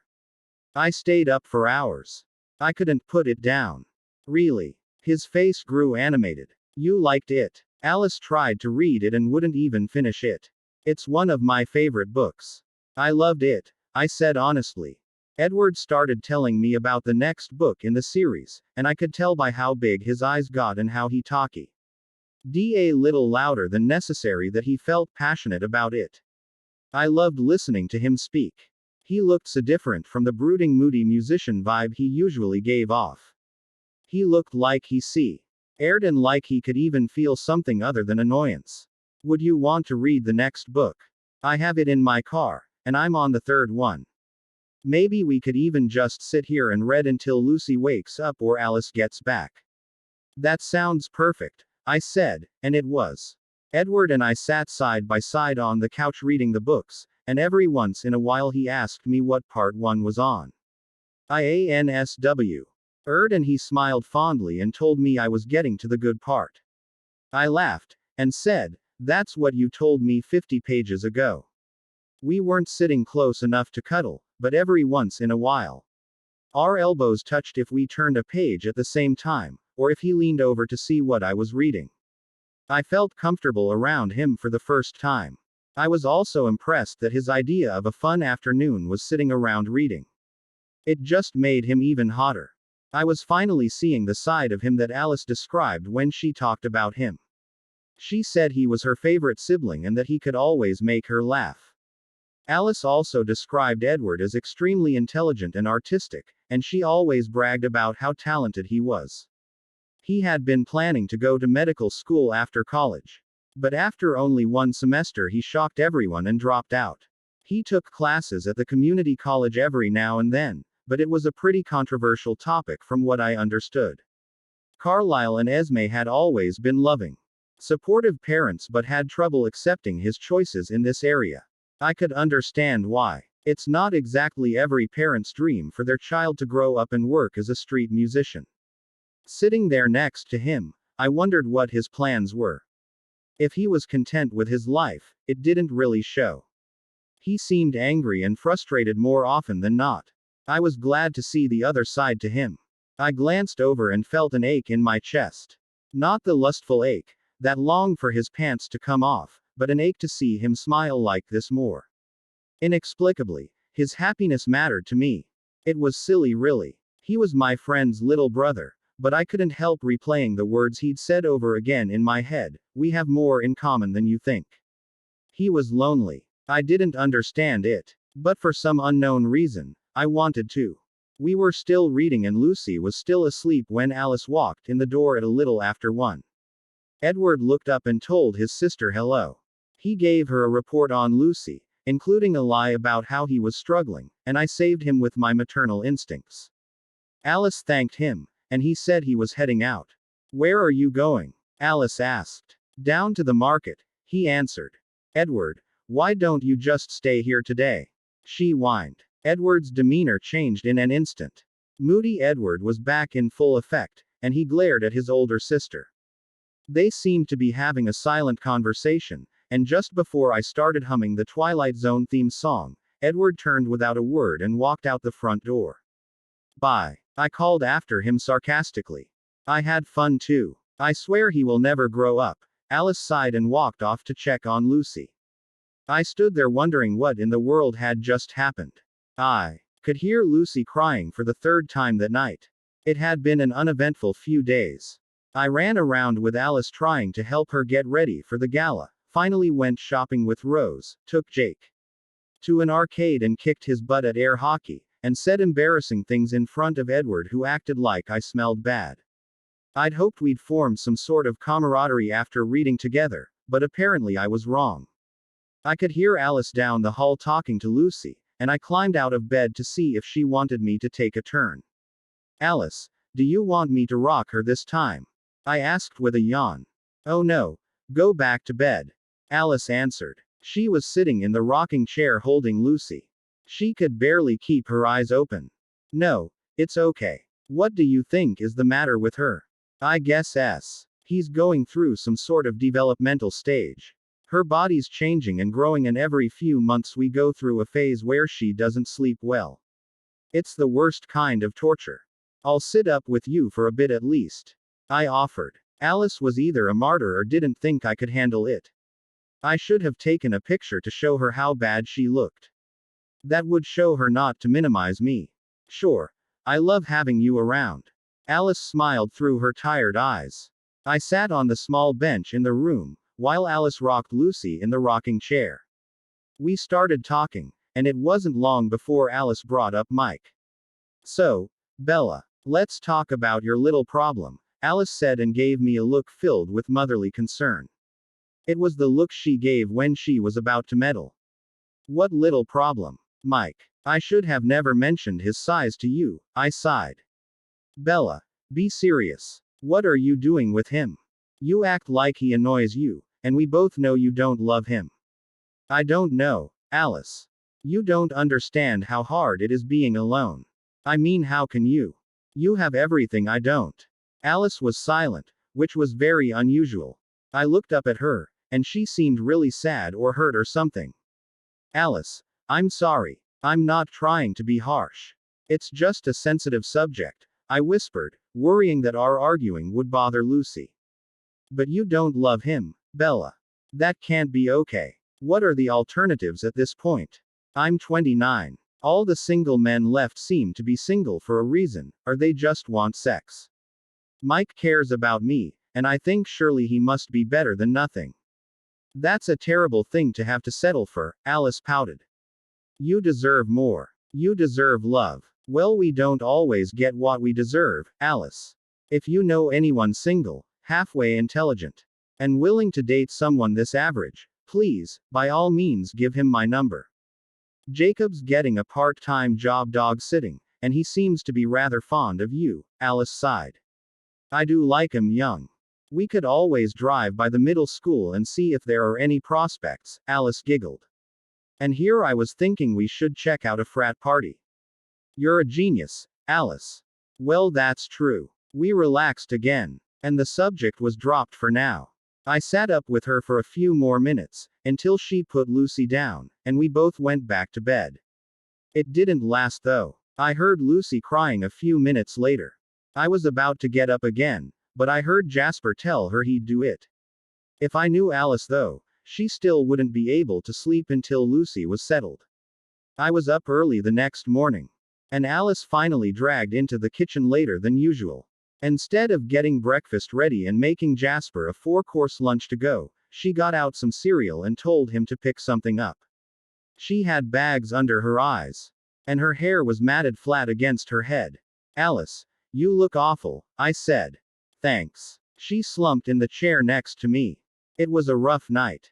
I kind of like it when you're not the picture of perfection. It makes me feel better about myself to see you lead up. Alice just gave me a look that told me I could go die. I cleaned up after breakfast while she put her head down on the table and rested. A few minutes later, Lucy started crying. Alice groaned. I'll get her, I offered. No, it's okay. Alice dragged herself up from the table and was about to go after her daughter. When Edward walked into the kitchen carrying Lucy. Look who's up, he said. He still had sleepy eyes, and his hair was pointing every which direction, his chin was shadowed with the beginning of a beard. And he looked like he needed a bath. I wouldn't mind helping with that. Great, Alice mumbled, holding out her arms as Edward placed Lucy in them. I'm going to go change her diaper. I'll do it, Edward and I both said at the same time. No, it's okay. She's my little girl, Alice insisted. She always has to be in control. Edward turned to me and sighed. Coffee? I asked him. Sure. That would be great. He ran his hand through his hair and stood there awkwardly as I filled a mug with his drink. Alice was up most of the night with Lucy. Something about a developmental stage. Was all he said as I passed him the mug. Are you always this friendly? I asked out of nowhere, before I had a chance to stop myself. I just woke up. Edward gave me a confused look. I know, but you're always like this. I thought we had fun babysitting the other day, but then you went back to acting like my presence is just something you have to tolerate. Did I do something to offend you? I was tired too. I guess being tired made me assertive and rude. It's not you, he sighed. I'm sorry. Alice came back in carrying Lucy. Bella, would you mind if we don't go out today? I'm so tired, and I'm afraid I wouldn't be much fun. I can see if my mom will watch Lucy tomorrow instead. Oh, Alice, that's fine. I can just hang out around here and read while you get some rest. Alice stared at Edward like she was forming a plan. That look always made me nervous. Edward, maybe you could hang out with Bella today. You guys could get some lunch and maybe even go to a movie. You don't have anything planned other than singing, do you? No, Alice. I never have anything to do, Edward sighed coldly. Come on, Edward, please. Alice batted her eyelashes at him. She was laying it on pretty thick. Really, guys, I'm fine with doing nothing. I can take care of Lucy, and you can rest, I said, but it was as if I were no longer a factor in this battle. Alice continued to look at Edward, completely ignoring me. Aliki, Edward moaned. Please, she said one more time, and we all knew he was a goner. Fine, he huffed. I'm going to go get ready. Thanks, Alice. Now I'm stuck being entertained by someone who doesn't want to be around me. This is going to be so much fun. It's not you, she said. Edward drove me in his truck, and I wasn't sure if I should be apologizing or pouting. He wasn't exactly beaming at the prospect of a day. Oh, Bella. Really? You can just drop me off at a coffee shop and pick me up later. I can read, and you can go do whatever it is you go do, I offered. No, this will be fun. I can get my work done later. You mean go sing later? No, I just do that on the side. I have some other projects I'm working on too. Like what? I didn't remember Alice mentioning him doing anything. It's key. ND of well, I just haven't told many people about it yet. Oh, okay. I'm sorry. I'm not sorry I have to do this with you. I just get tired of Alice trying to control me. Why do you live with her then? I thought I could help her out when Lucy was born, and if you think Alice meddles, you should see Esme. She does it more subtly with that sad disappointed look in her eye. She tells you her opinion, but then promises to love and support you no matter what you decide. It's impossible. Sounds awful, I said sarcastically. It is, trust me. What do you want to eat? How about something I can't eat at home? I suggested. Edward surprised me when he drove toward the sound. He finally parked in a cute little shopping area with coffee shops and little specialty stores all over the place. I could see the water a few blocks up. There were flowers in planters outside of the buildings, and people out walking dogs and pushing strollers. Where are we going? I asked. Do you like seafood? Sure. We walked down toward the water. And he directed me to a walk-up fish place called Ebar's. I wasn't expecting fast food, but I decided to trust him. He ordered some prawns, and I went with the fried cod fillets. After a few minutes, we got a big paper bag full of fried fish and fries. It was one of those perfect weather days in Seattle. Luckily I'd only been here during those summer months when the weather was mostly sunny. There were flowers blooming everywhere, and it wasn't too hot or cold. I had very little experience with the gloomy Seattle rain Alice always complained about. Ed walking toward the water and I followed him, taking a sip of my soda. He was a couple of steps in front of me, and I found myself ignoring the beautiful water and staring at the beautiful boy instead.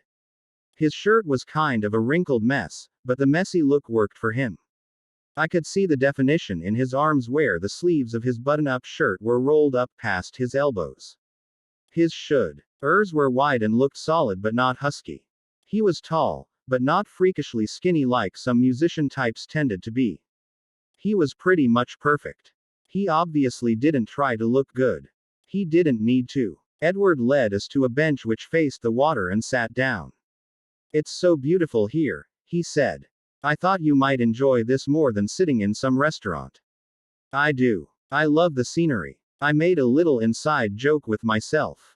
Edward passed out our food. Greasy breaded fish and tartar sauce never tasted so good. I kept telling myself to slow down, that men do not find women gorging themselves to be attractive. But I couldn't stop. At one point, Edward stopped eating and stared at my mouth. I was surprised by this. Did he want to kiss me? You've got some tartar sauce, he pointed to the corner of his own mouth. And I felt stupid. I wiped it with a napkin and tried to play it off. This is so good. I'm being such a pig, but I can't help it. I took another bite. Ha ha. You've got some more. This time he reached up and wiped it away with his own napkin. I'm pretty sure I looked back at him with that gaga look I'd seen other stupid girls give good-looking guys, but I was officially dazzled. I wasn't used to this happening to me. I was used to being in control. I was used to being able to speak. I was used to wiping my own mouth. But even if he noticed what he was doing to me, it was no big deal. He was probably used to having groupies. Surely he must know how he affects women. Thanks, I said and looked down at my lap. So, you're a writer? Edward asked even though he already knew the answer. Yes, I'm a reporter. I'm still waiting on my big break. It's hard to get noticed. Yeah, it was the same with me, he said. You mean singing? I'm surprised you haven't been signed yet. You're so talented. Oh, I've had some offers, but I don't really want to be in the limelight. There are too many strings attached to that kind of lifestyle, he said. So what do you want to do then? If I had $1 for every time someone asked me that question, I would never have to work a day in my life. He looked tired and frustrated. I realized this topic was not a pleasant one for him. Oh, I didn't mean to pry. No, you're not prying. I just get tired of not living up to everyone's expectations. No matter what I do, I'm disappointing someone. Well, honestly, I don't care all that much what you do. I mean, I'm not that invested in your future, and I've already offered to support you, so you don't even need to collect those dollars. I nudged him with my arm, trying to lighten things up. He smiled at me, and then spoke again. I guess that's true. You're only interested in me sexually. Yeah, pretty much, I said, thankful my voice didn't crack and reveal anything beyond teasing banter. Of course I could cook and clean as well. Oh well, I might as well make things interesting. Well, as long as you're willing to reach the high stuff, I think I'll keep you so exhausted satisfying my physic. Al needs that you won't be able to do much else. This time Edward blushed. Sorry. You can talk about it if you want, I offered. I've just been having problems with my family for a few years now. They put a lot of pressure on me to be who they think I should be, and I'm just not that person. I tried to be for a while, but sometimes I wonder if I was adopted. Before, I always figured it was Jake that was adopted. He's too weird to be one of us. Yay.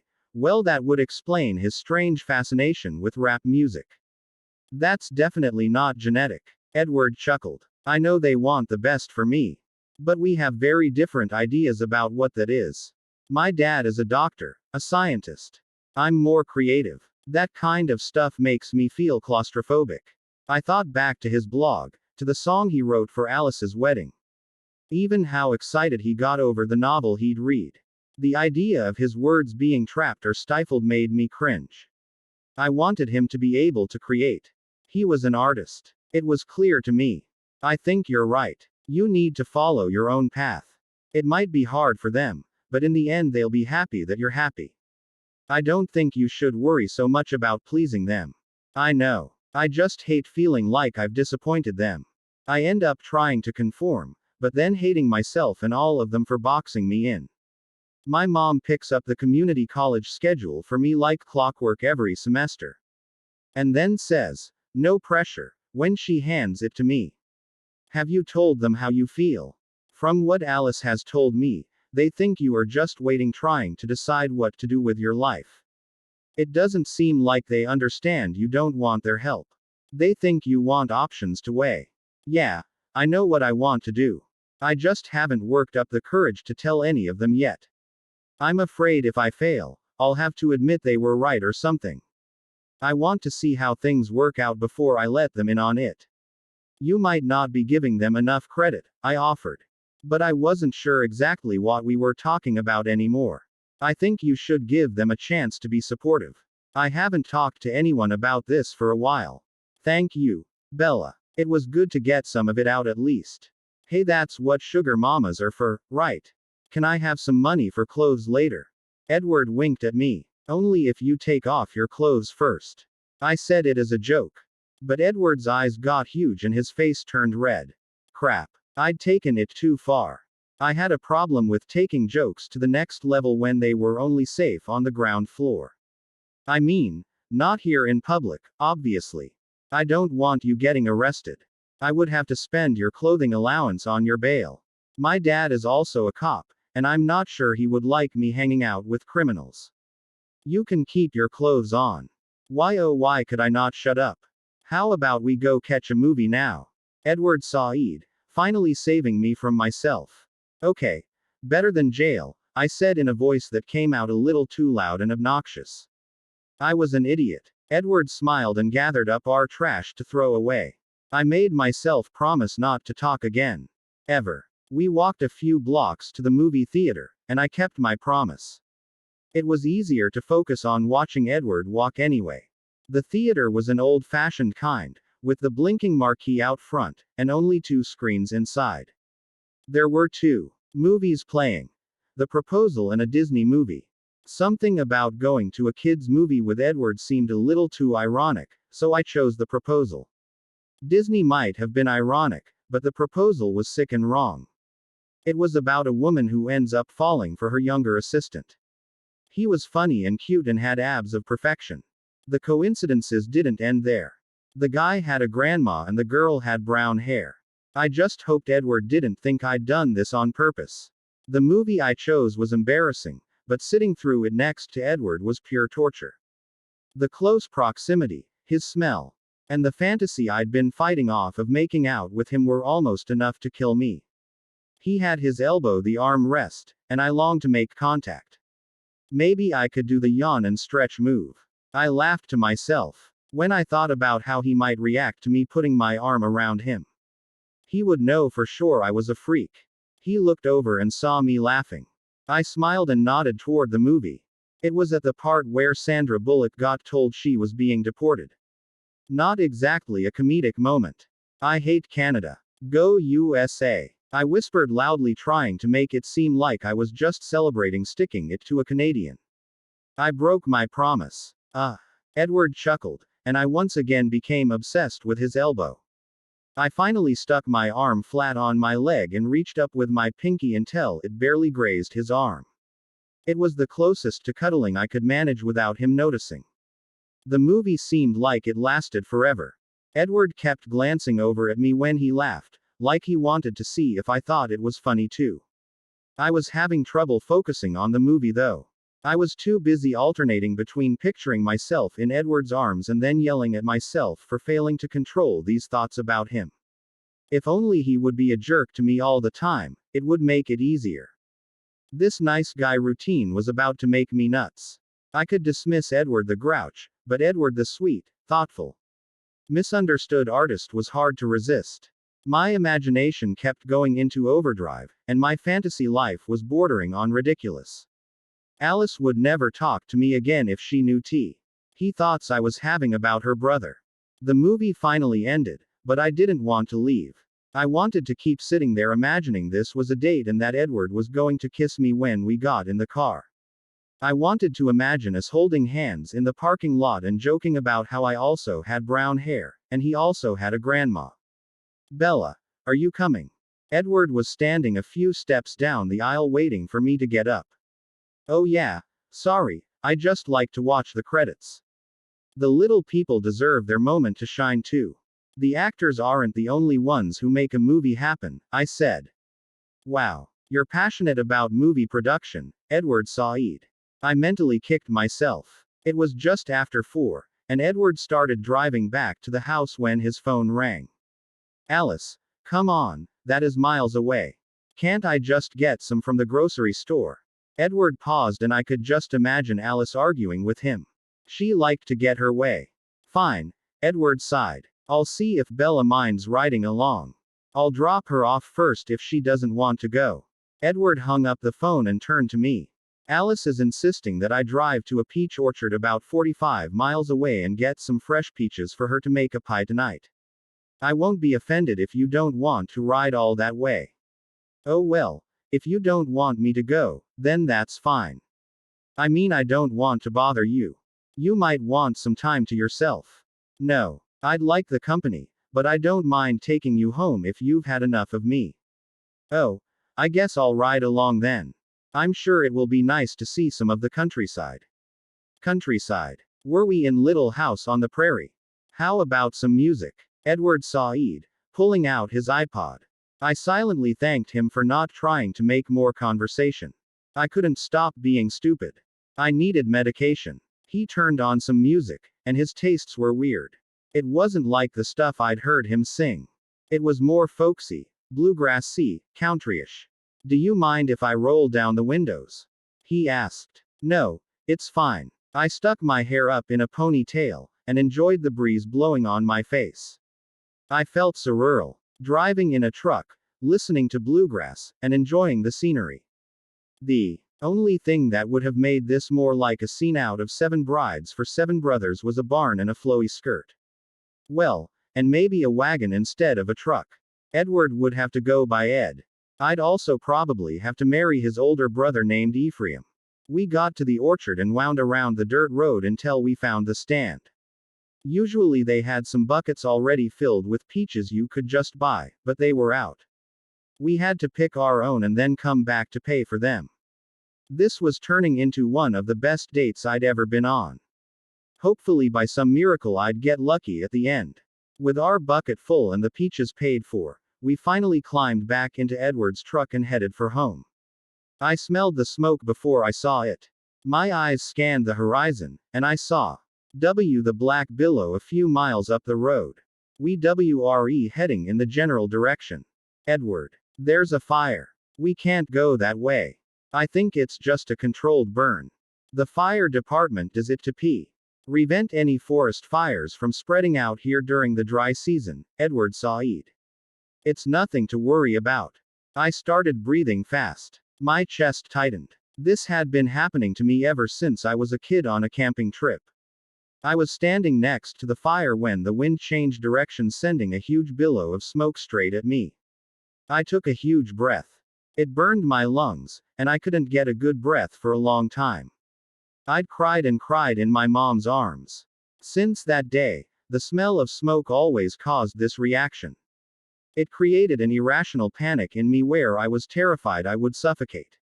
Edward looked over at me and saw me starting to hyperventilate. Bella, what's wrong? He pulled the car over onto the shoulder and turned toward me. Please, just don't go that way. It's the smoke. I'm scared of it. I have been since I was a kid.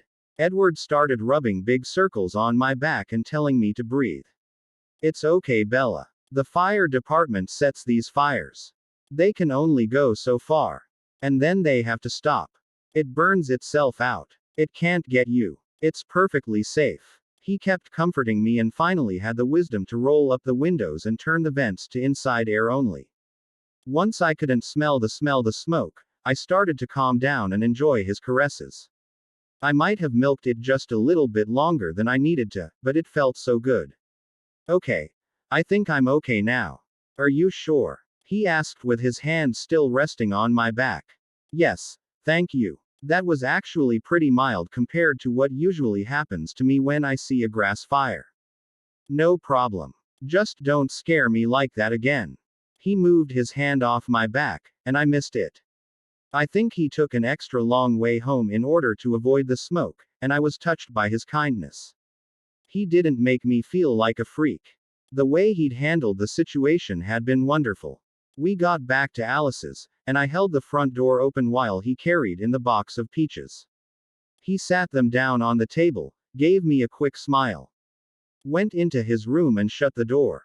Well, it was nice while it lasted. Glowing embers. I'm sad. Alice leaned her head on my shoulder as we sat on the couch relaxing. Me too, Alice. It seems like I just got here, I said.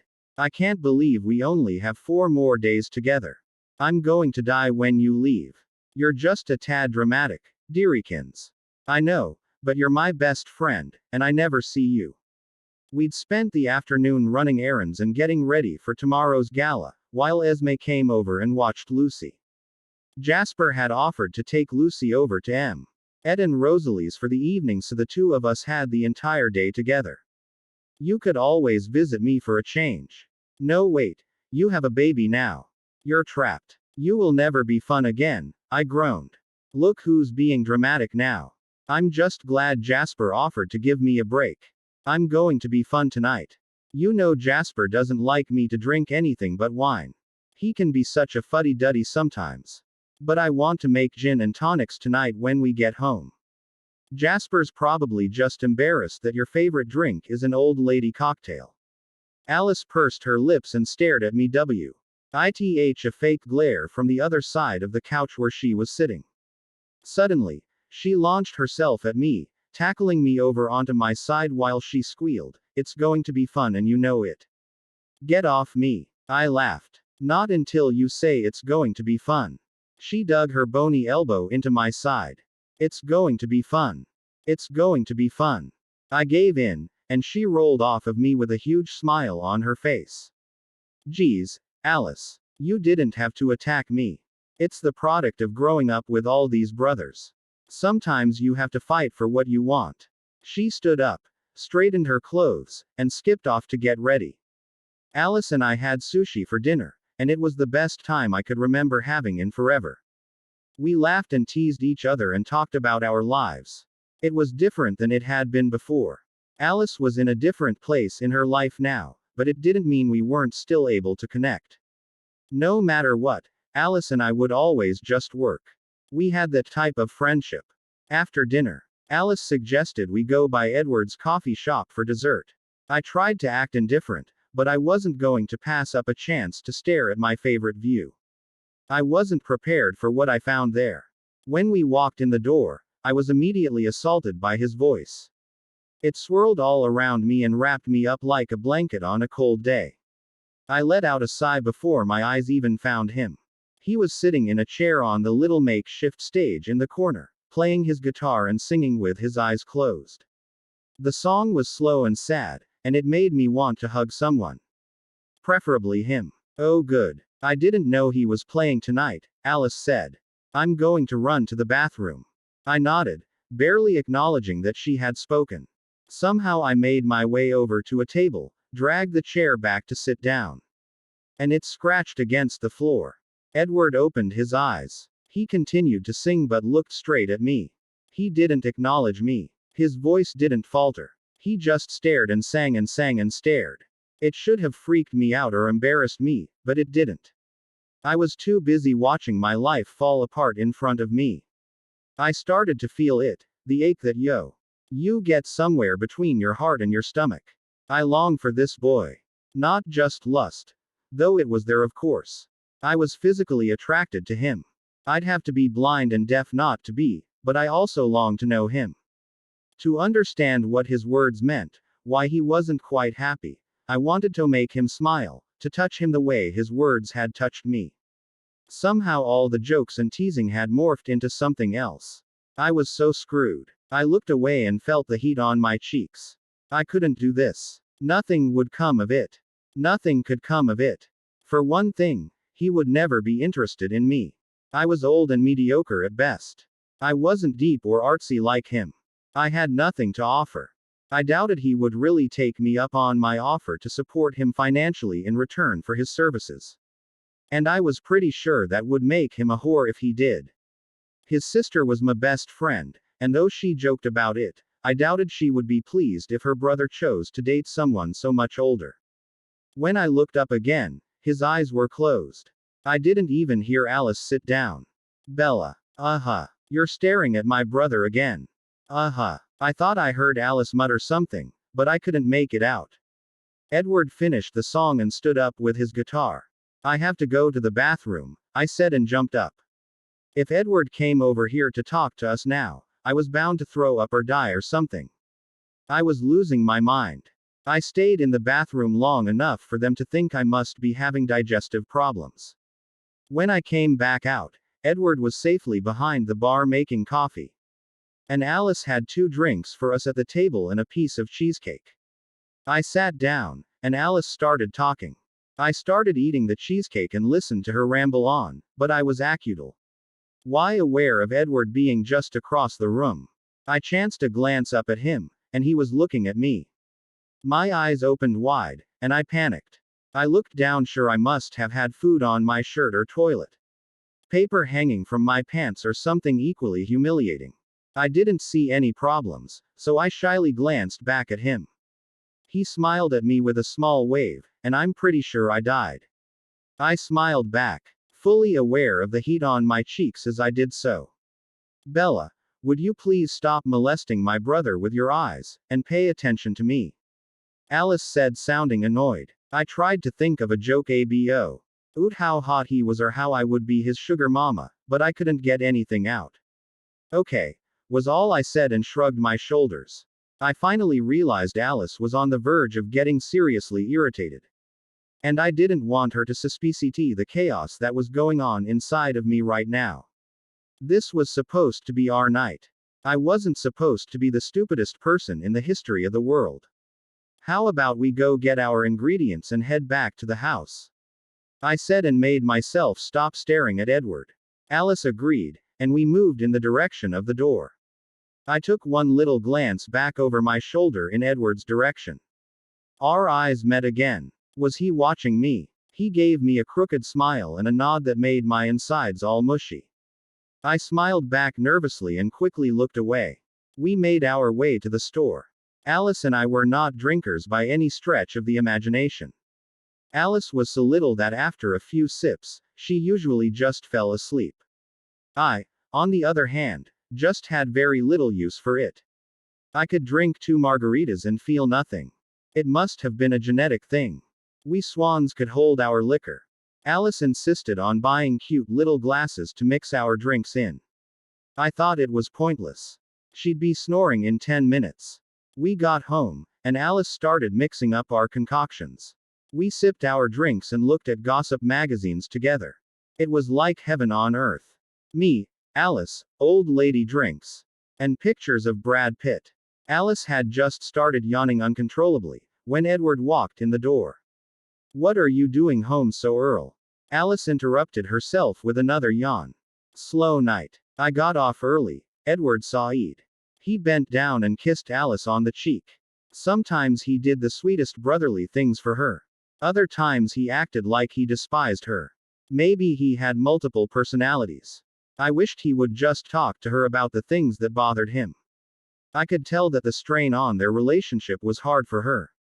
"Hey, Bella," he said and squeezed my shoulder. I wanted to squeeze some part of his body back. "Hi, coffee boy," I said at a volume meant more for a concert. "Oops. Let me make you a drink."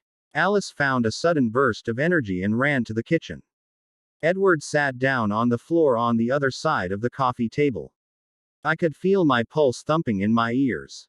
"Are you two having fun?" he asked. I felt like there was something different between us. It wasn't the same strange, almost animosity I'd felt for the past week. I guess our trip to the movies changed our relationship. I wasn't sure we were friends, but I didn't think he hated me anymore.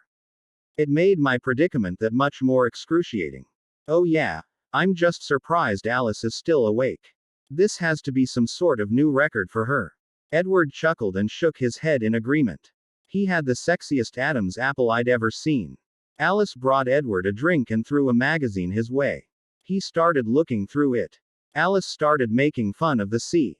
Asked of the hills while looking at pictures of Heidi and Spencer. "Oh hi, I'm Heidi. I had a faux wedding in Mexico to the biggest douche bag in the universe. I even think I can sing. I knew I must have had plenty to drink when I thought it was the funniest thing I'd ever heard." I started giggling, and Alice kept going. Edward just watched the two of us and smiled like he was enjoying himself. It was nice to see him so relaxed. "Bella, who do you think is the hotter musician, Bono or Dave Grohl?" "Neither," I said. "Bono is old, and Dave Grohl just seems filthy to me. A lot of musicians are only hot because they can sing though." "Did you hear that, Edward? She only thinks you're hot because you can sing. No, Edward's hot, period. You just can't see it because you're related." "Oh crap." I said that out loud. I looked over at Edward. He seemed embarrassed, and I could see a hint of red on his cheeks, but then he smiled at me like he appreciated the compliment. Was he flirting? I mean, well, you obviously know you're hot, right? I tried to joke. "Whatever you think, Bella," he replied in a low voice. I accidentally started fanning myself and giggling. I realized what I was doing and pushed my glass away from me. It was time to lay off the sauce. He flipped through a People magazine, and I noticed he was reading the book reviews. Like anyone read People for the book reviews, but whatever. He ripped out a page, folded it up, and stuck it in the front pocket of his shirt. "Putting that in your future life file, Edward?" I asked, giggling like an idiot again. "My what?" He looked like all the color drained out of his face. "You know, your future life file. Where you keep the picture of the girl. God, I love that one." Edward's stare was frozen on his sister. He looked ready to explode. "Alice. Something bad was happening here." Alice's eyes grew wide. "What are you guys talking about?" "Edward, she sent me the link to your blog a few years ago. I'm practically addicted to it. You can write like no one's business. And I can't tell you how many times a week I check it for updates. You should really write more often." Edward stared in my direction for what felt like an eternity. His eyes were emotionless except for the fact that he seemed to be trying to decide something about me. I felt like I was taking some sort of test, but I had no idea how to pass it. I smiled at him nervously, wondering what I'd done wrong, and took another sip of my drink. The burn of the liquor on my throat was nothing compared to the heat in his eyes. The anger returned to his face as he turned to Alice, who still looked confused. "How could you, Alice? You knew. You knew everything, and you told her. I'm a stupid joke to both of you." He pushed himself up from the floor, grabbed his keys off the coffee table, and walked out the front door, slamming it behind him. What just happened? Alice asked in shock. I think he's mad I read his blog, I said with my heart pounding in my chest. I know he said it was private. But it's not like he even really knows you. I didn't think it was that big of a deal. Why does he think he's a joke to us? Do you think he's using drugs? I don't think so, Alice. I was irritated she would even ask that. I was beginning to think she didn't know her brother at all. We both sat there in silence for several minutes, staring at the door Edward had just walked out of, trying to make sense of his anger. I had gathered the fact that he was private, but why would he have been so emotional over me reading his blog? It wasn't a joke to me. I honestly loved it. I'd loved and fantasies. Ed about every word he'd written and even dreamed he was writing them about me. Since coming here to visit and spending time with him, the body and the eyes behind the words had me even more captivated. He was anything but a joke to me. I was the only joke here. I didn't hear his truck start. Do you think I should go see if he's still here? Alice asked. Why don't I go? I offered. I'm the one who upset him. Alice agreed. And I walked outside, scanning the yard for him. I saw him sitting on the tailgate of his truck. His hands were at his sides, resting on the truck bed. His shoulders were slumped, and he was staring at the ground. He looked sad. Edward, I'm sorry. Your blog is beautiful. I honestly love it. Whoever you wrote those things about is a lucky girl. My chest hurt as the words came out of my mouth. Someone had to have inspired that passion in him. I wondered if it was that girl Tanya he was with so long ago at Alice's wedding. There had probably been many others since her. Ed, the fact that he had a life outside of my fantasy world. If you're making fun of me again, it's really not funny, he said flatly. I don't understand what you're talking about. Why would I be making fun of you? I sat down next to him, angling my body towards his. He turned towards me and started doing that freaky searching me with his eyes thing again. Are you telling me that you simply like my poetry? You read it, and you like it. And that's it? He asked, with a hint of sarcasm and anger in his voice. What else would I be telling you? I know Alice wasn't supposed to tell anyone about it, but she was so sure I would love it. Plus she figured the whole secrecy thing was more in regards to your family than me. Chances were pretty good you would never even see me again. I never planned to me and sleep in your bed. Oh, take over your free time. Edward gave me another searing stare and then looked at the ground again. I thought you knew what some of the poems were about, and you guys were making fun of me. Some of them, they're pretty personal to me. Of course they are. It's obvious you pour your soul into them. I can't tell you how they've moved me over the years. I reached my hand up and put it on his arm, trying to emphasize that I meant what I said. Edward glanced over at my hand and then back up at my eyes. I worried my body was going to burst into flames at any second. You inspire me, he whispered so quietly that I wasn't even sure if I'd understood him correctly. What was that supposed to mean? That he appreciated someone noticing his talent, or that it helped having someone to talk to about his family problems? But I longed for him to mean something else. To hear him say the words he'd written aloud as he stared into my eyes. To be the reason behind his words, or anyone's words for that matter. I wanted it to be something more. I wanted to be something more. I better get back inside before Alice drinks herself into a coma, I said and stood up. I'm pretty sure. I imagined the look of disappointment on Edward's face. He nodded to me, and I imagined him following me with his eyes as I walked back into the house. Torch. I didn't sleep well after my little heart-to-heart with Edward outside. I couldn't stop thinking about him. I hated what I was doing to myself. Nothing good or healthy would come from my deranged fantasies about Edward. His behavior toward me had changed. But he probably thought of me as another older sister to confide in. I'd always wanted brothers, but now the thought of him thinking of me like that made me ill. I'd worked hard to quench any sort of feelings for anyone for so long. With Mike, I was safe. I knew I would never love him enough to get hurt. The kind of men who could hurt me weren't interested in me. I'd accepted that. I had grown semi-satisfied with the protected little universe I'd constructed. I was in the kitchen looking through the cabinets and considering having a major pity party with myself when the phone started ringing. Alice was feeding Lucy, and Edward was in the shower, so I answered it. Whitlock residence. Bella. Oh hey, Jake. What are you up to? I'm just chillin'. Looking forward to the party. He asked like a gangster. It will be fun. You're going to dance with me, right? You know it, baby. Are you brining a date? I never asked you if there's anyone you're interested in, I asked as I pulled out a box of cereal. No. There's a girl I'm interested in, but I don't know if I should make a move. I'm not sure if I'm her type or not, Jacob confided. Jacob, if I could give you any advice, it would be to go for it. You don't want to end up stuck in life in a dead-end relationship with someone that annoys you. If you find someone you connect with, go after her, and don't let anything stop you. You really think so? He asked. Definitely. Thanks for the advice, Bella. You're welcome. I'll see you tonight, handsome. I got off the phone with Jacob and continued on with my pity party. At least I could help him out. Even if I couldn't help myself.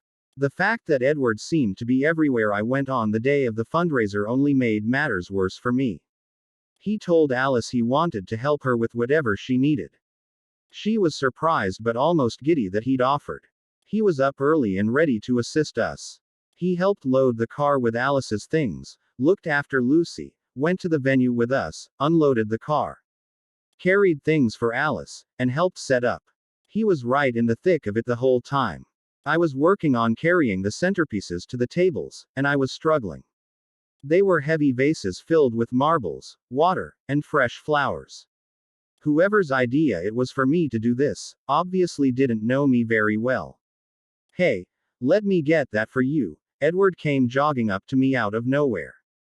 No, it's okay. I've got it. Please, Bella. He asked and made the cutest, most pathetic face I'd ever seen. I was helpless against it. Thanks. I smiled at him. He smiled back at me and took the vase. The rest of the day went on like that.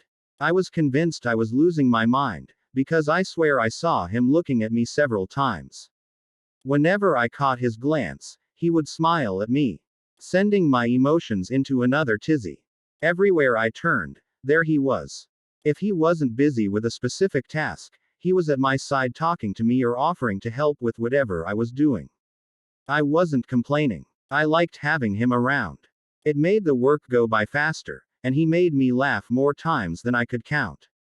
I realized he had never been a real person to me before. He started out as the punchline of a million jokes I shared with Alice. Then through this blog, his music, and taking every chance I could get to stare at his body, he had become some sort of archetype of lustful perfection in my mind. But he wasn't just a joke or an inappropriate fantasy, he was funny and considerate and intelligent. I liked being around him. I liked that he felt comfortable telling me about things that bothered him. I liked that he read books and wanted to know my opinion about them. I liked the way he looked at little Lucy like he adored her and the way he was affectionate toward his sister. I even liked the way he got all moody and tortured, and the way he was afraid of letting the people he loved down but even more afraid of letting himself down. He was younger, but he didn't feel younger. Or maybe I didn't feel older. I'd never been the poster child for wisdom and maturity. We were sitting down tying ribbons on gift bags when Edward started to ask me about my work. So you're covering a police beat in a suburb of Boston when you went to school to cover international news? He asked. Yes, and I still want to cover world news, but it's really hard to break into. I need a big break or a connection or something. What about my grandma? She knows everyone. I know, I've thought about it, but I just hate to feel like I'm using her. She's been so wonderful to me, and I just don't feel right asking her for favors. That's silly. She might be the key to you getting to do something you've always dreamt about, and you're afraid to ask her for a favor. Edward sighed. It can't hurt to ask. I know, I sighed. I just want it to be about my talent and not my connections. Oh come on. Edward rolled his eyes. You said it yourself. It's a hard field to break into. You might need to use why. are connections in order for people to have the chance to recognize your talent. It's not like just because my grandma gets you an interview somewhere that they're going to hire you even if you're terrible. You'll still have to prove yourself. Okay. Okay, I'll call her. I laughed. Good. You need to. I want you to be happy. The way he said it took my breath right out of my lungs. Why did he care? But two could play this game. What about you? What would make you happy? I asked. I don't even think I know. He shrugged and kept tying the most perfect little bows on the sacks. My bows looked like a 12-year-old tied them. Come on. Tell me your hopes, your dreams, your fears. I nudged him with my arm. There was a long pause as Edward seemed to be forming his answer. He looked up at me with almost a sad expression and said, I hope for earth-shattering, mind-blowing, all-consuming love. I dream about her almost every night. I fear I'm living in a fantasy world, and it will never happen. Reading his words on my laptop was one thing. But hearing something like this come out of his mouth was enough to kill me. Oh. She's a lucky girl. I blurted out and started focusing intently on the ribbon I was tying. I don't think luck has anything to do with it, he mumbled. After an awkward silence, I asked, so, this secret thing you're working on. Have you thought any more about telling your family about it? I needed desperately to change the subject. The thought of him writing and dreaming about some girl made me feel nauseous. I had no claim on him. I was nothing to him. Why was I feeling like he was everything to me? Edward looked away for a second, and some of the intensity he'd been speaking with had drained from his eyes when he spoke again. I've been thinking about the situation a lot. I think it's time I did some growing up. I need to start living my life, and I have to believe that in the end my happiness will make them happy. For one thing, I don't think staying with Alice is a good idea. I love her too much. You know, being in such close proximity isn't good for our relationship. I'm sure it will all work out. I never understood the way she talked about you before. It was like you were more than her brother. You were her closest friend. I thought it was a little bit concerning at first, until I knew your family better. Now I get it. Alice and I are alike in a lot of ways. We've got different temperaments. But there's always been a part of each other we just understand. Over the last couple of years some of that has changed. I've needed to make some of my own choices. And she's having trouble letting go. I get it, because I get her, but that doesn't make it any easier. I think I understand. But it's obvious how much you care about each other. I love that about you too. I fiddled with the ribbon thinking about all the other things I loved about him too. So do you make enough money to live on your own? I mean if you are really planning to move out. Bella. Seriously. I would never let you be my sugar mama, he joked. That's not what I meant, silly. I laughed and then he laughed, which made me giggle and want him. The feelings I had for him started to bubble up inside of me again. And I was sure I was acting like a silly flirty girl. Money's not an issue for me, he said when I finished giggling like a teenage girl at a Jonas Brothers concert. Whatever. I smiled and rolled my eyes.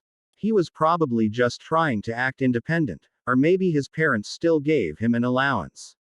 Bella. We need to go. Alice yelled from across the ballroom. We only have a few hours to get ready before we need to be back here. Coming. I yelled back.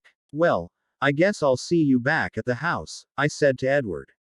He stood up and held out his hand to pull me out of my chair. I'm pretty sure I had some sort of awestruck stupefied grin on my face and heat on my cheeks as I put my hand in his and stood. I'm actually looking forward to one of Alice's events for once.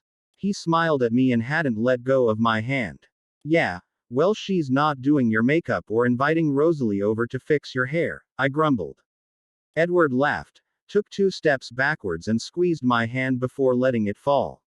I'll see you tonight, Bella. Alice's event was the annual Black and White Ball benefiting the Mental Health Association. I couldn't help but think about what a yuppie little housewife she'd become.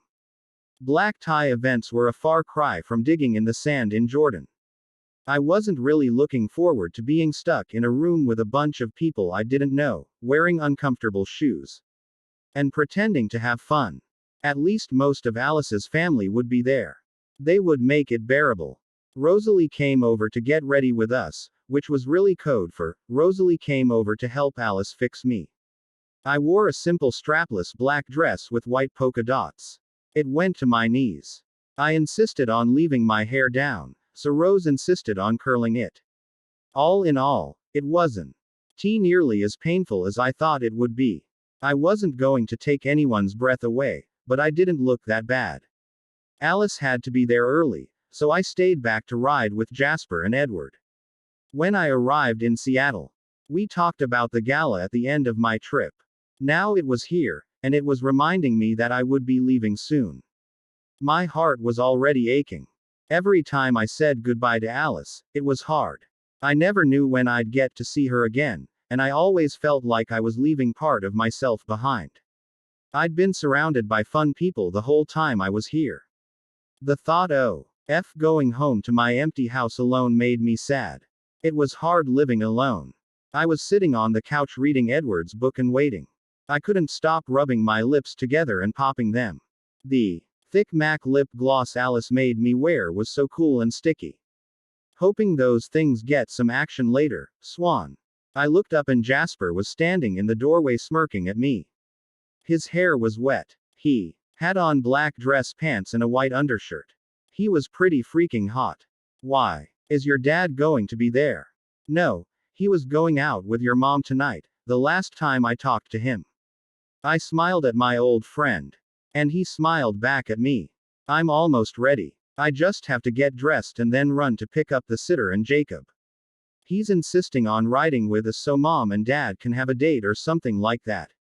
Edward's in the shower, in case you want to go see if you can help him scrub anything. I rolled my eyes. Jasper laughed and walked off. Great. Now I was stuck waiting and picturing Edward in the shower. Actually, it wasn't such a bad way to pass the time. I heard the water turn off. About 10 minutes later, Edward came out wearing black pants, a charcoal dress shirt, and a thin gray tie. He was beautiful. I sat on the overstuffed chair in the living room, and he didn't notice me at first. He looked at himself in the mirror hanging on the couch, straightened his tie, ran his hands through his hair, looked toward the hallway, and sighed. If I didn't let him know I was there soon, it was going to be awkward when he noticed me. Edward, I said, trying to get his attention. I hadn't meant to scare him. But when I said his name, he jumped and snapped around so quickly that he lost his balance a little and hit the corner of the entertainment center with his face.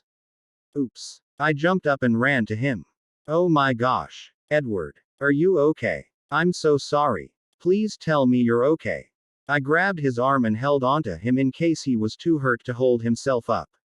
With his other hand, he held his mouth where he hit. What are you doing, Bella? He groaned. I wasn't trying to scare you. It was an accident. Well, I'm terrified. He looked at his hand to see if it was bleeding. Thankfully it wasn't, but his lip was swollen. Oh, I'm so sorry. I'm so clumsy. Even when I'm sitting down, I make a mess of things. It's okay. He put his hand on my shoulder like he was trying to comfort me. I was the one who'd just maimed his perfect face. Oh my gosh, your lip. We need to get some ice on it. I was standing so close to him, I could smell his soap and his cologne, and I don't think I'd ever realized just how tall he was before. He was big enough to make me feel small and protected even. I wanted him to hug me and make me feel better for assaulting him. Instead, I kept holding onto his arm and pulled him with me to the kitchen. I sat him at the table, and he obeyed. I went to the fridge and got out a bag of frozen broccoli, and I could feel his eyes following me. I turned back around expecting to find him glaring at me. But he wasn't glaring. He was staring. You look, really nice, he said. And you just hit your head. I scoffed and stood in front of him so our knees were almost touching. I reached up to put the cold pack on his lip, but he caught my wrist. No, you're beautiful. I felt my face flaming. Thanks, I whispered and quickly glanced down. He dropped my wrist, and I put the bag of broccoli on his face. He reached up and put his hand over mine, holding it there. He looked up at me, and I looked down at him. There was some sort of heat radiating between us, and I feared it would consume me. I heard the front door open, and in an instant, Edward dropped his hand, and I dropped the broccoli on the floor. Jasper walked in, and I felt like I'd just gotten caught doing something very, very bad. Jasper didn't seem to notice. He just mouthed the word, "Sorry," at me and shrugged his shoulders. Jacob followed him in and had his hands behind his back. He was decked out in a suit and had gel in his hair. I wanted to pinch his cute little cheeks. He was so adorable. I heard Edward mutter, "What the hell?" under his breath as Jacob moved his arm and held out a small buku. "Ed of Ely, beautiful hot pink roses for me. Bella, I was hoping you would be my date tonight," Jacob asked. I glanced at Edward, who looked furious, but he looked furious most times Jacob opened his mouth. I looked back at Jacob, who had the cutest little hopeful smirk on his face, and I started giggling uncontrollably. I wanted to make out with a 22-year-old, but a 17-year-old was standing here asking me out on a date. Could my life get any more ridiculous? That's very sweet, Jakey. It will be just like Alice and Jasper's wedding. I swear I heard Edward growl behind me, but when I snapped my head around, he just gave me a faint smile and nodded his head. You've reached the end of this video. Wow, I'm really on a roll. I'm already running late to start the next one, so I'll see you soon. Have a great day or night. Bye.